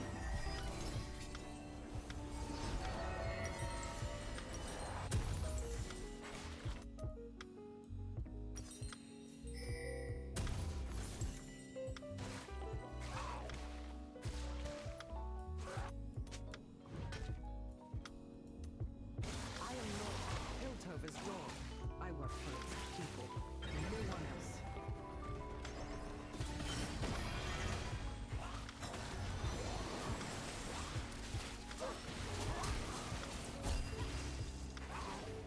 An ally has been slain. Let's investigate.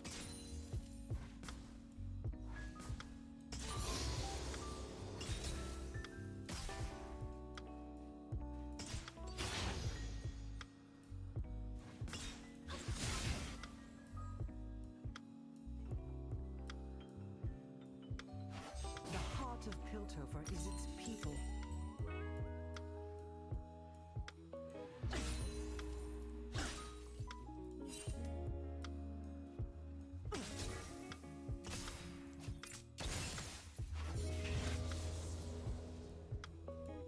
Always maintain a proper chain of command.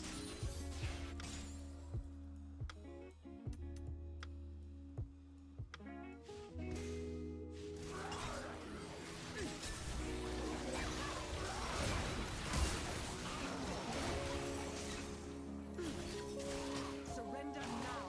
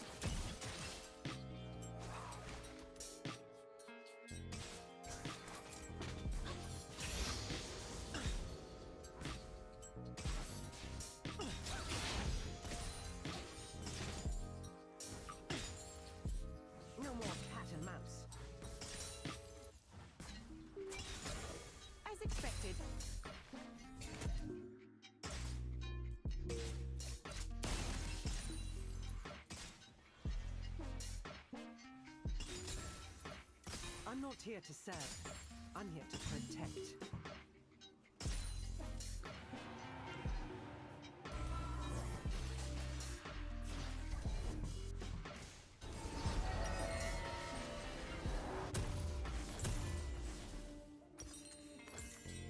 I cannot afford to falter.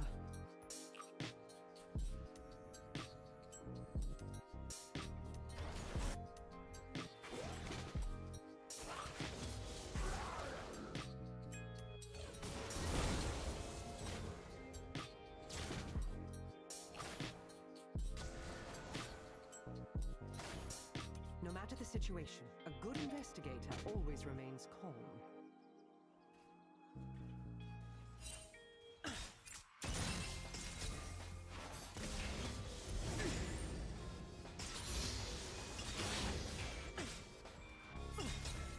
Boom! Headshot. I'm on the job. Banish the shadow!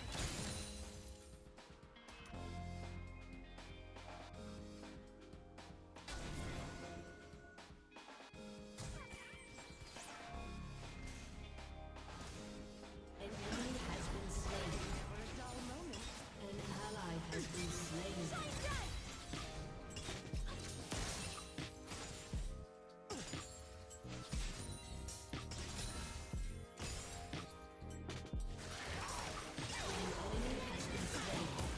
I will not tolerate lawlessness.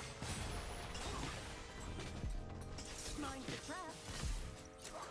An enemy has been Steady. slain. I never miss. An ally has been slain.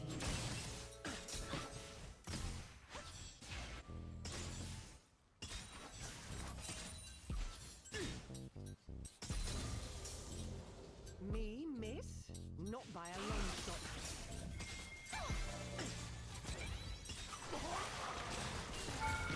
Cheers.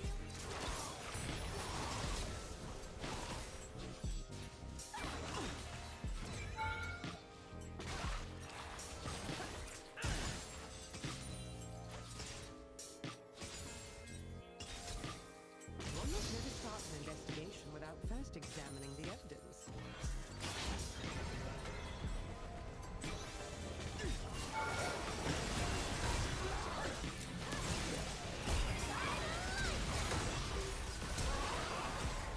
You have slain an enemy. Double kill. Such a waste. Brilliant.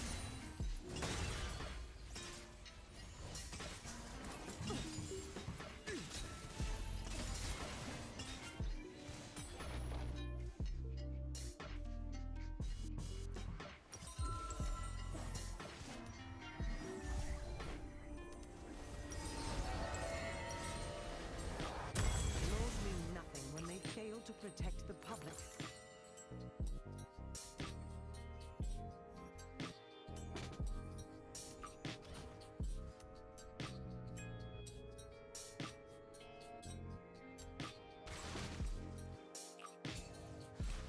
They cannot run from the long arm of the law, nor from the scope of my rifle.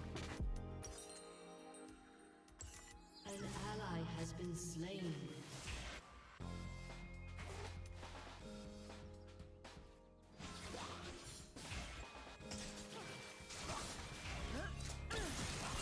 I'll have this finished before tea time.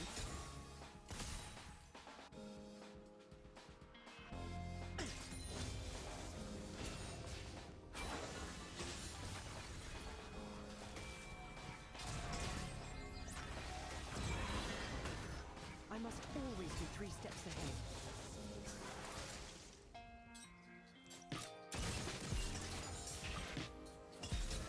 As expected.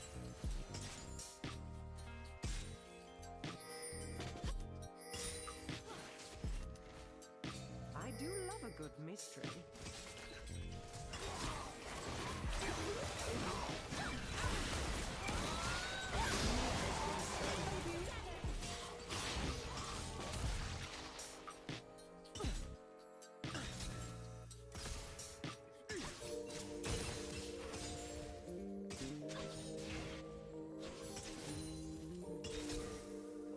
I always aim to win, and my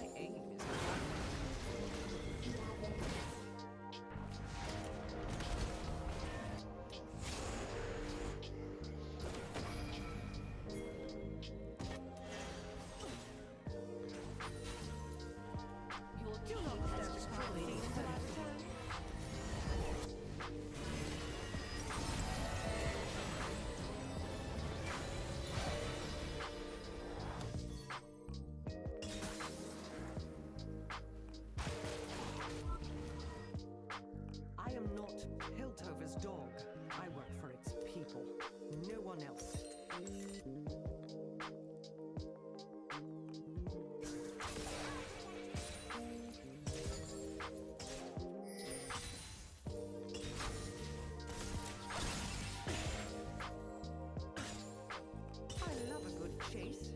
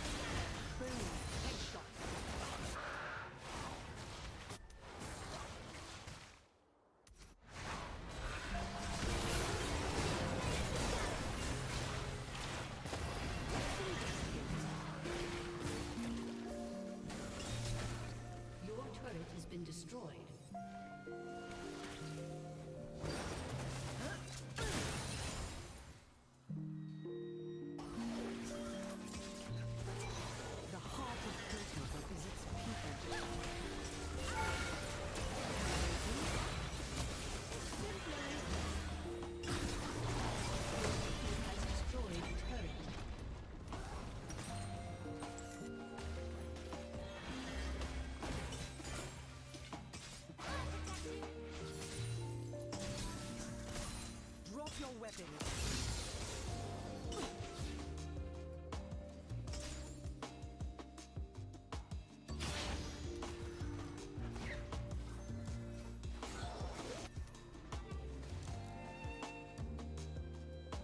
Always maintain a proper chain of command.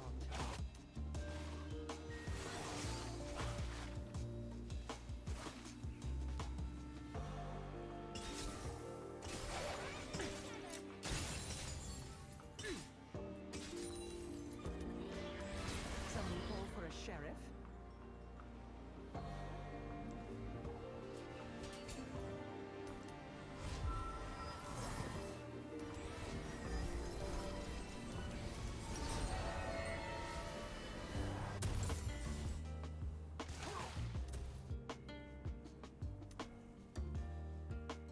I always aim to win, and my aim is perfect.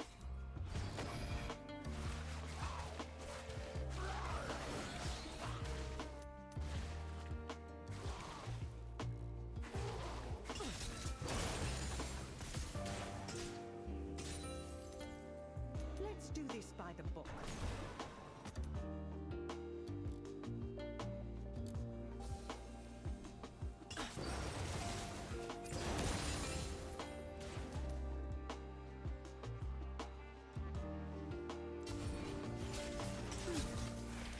I'm not here to serve. I'm here to protect. Killing spree.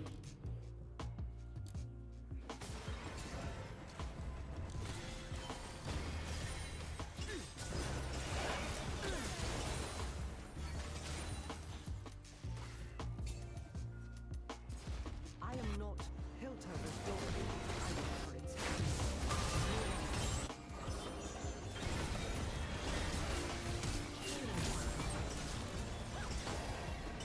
On to the next case. Pay no attention to the track.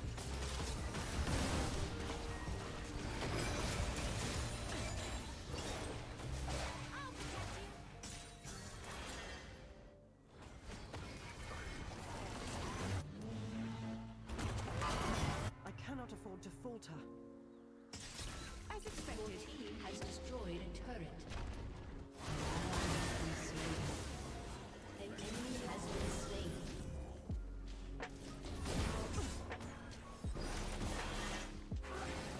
I'm on the job.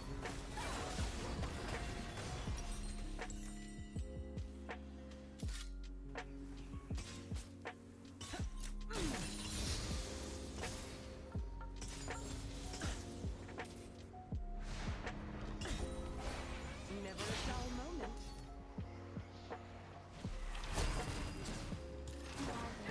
Ally has been slain.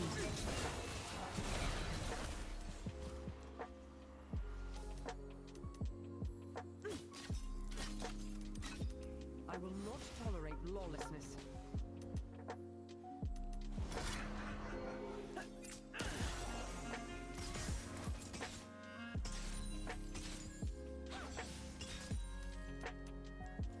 Well, I'm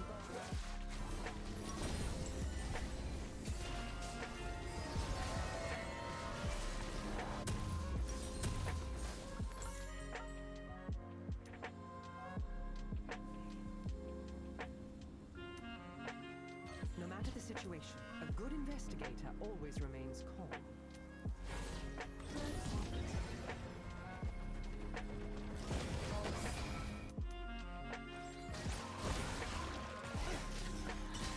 Brilliant! Me miss? Not by a long shot.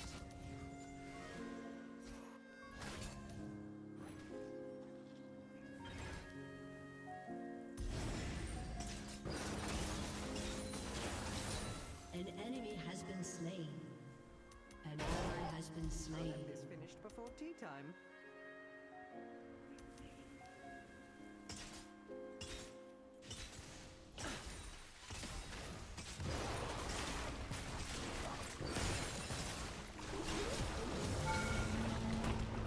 I must always be 3 steps ahead.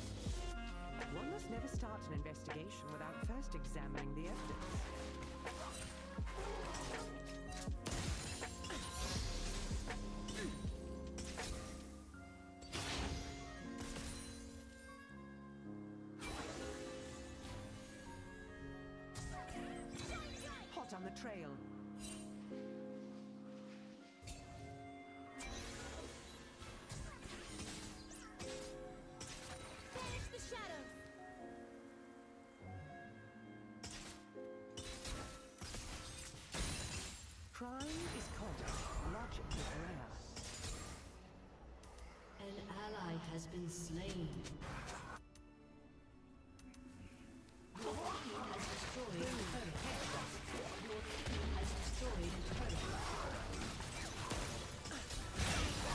An ally has been slain. You can break the case. Your team has destroyed an inhibitor.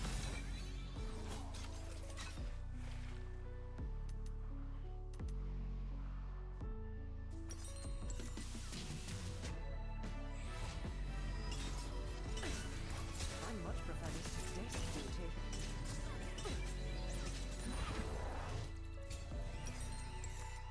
If time never sleeps, then...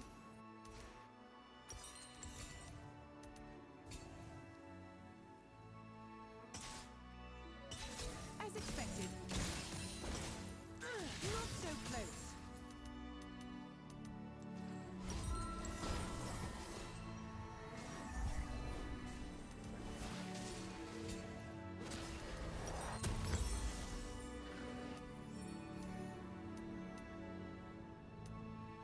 Laws mean nothing when they fail to protect the public.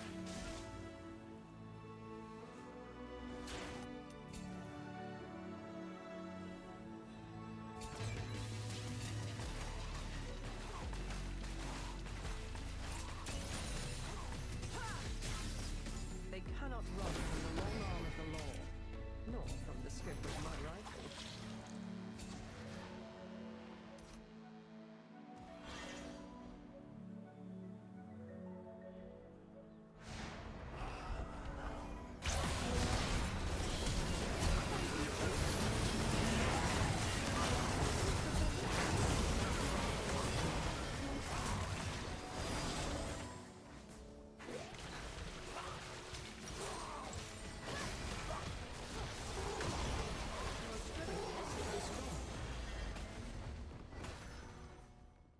Your team has destroyed an inhibitor.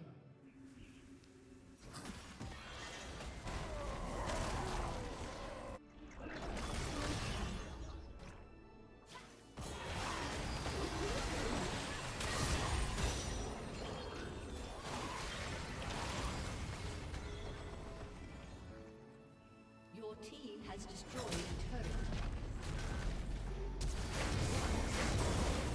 Let's crack this case wide open.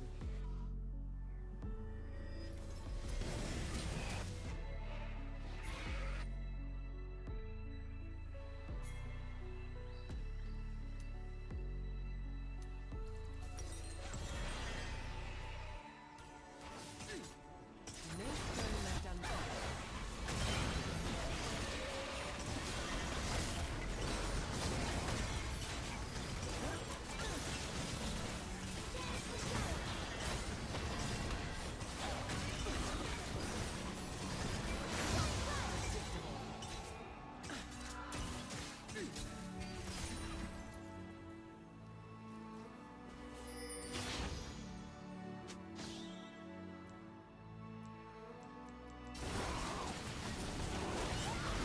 The law bends for no one.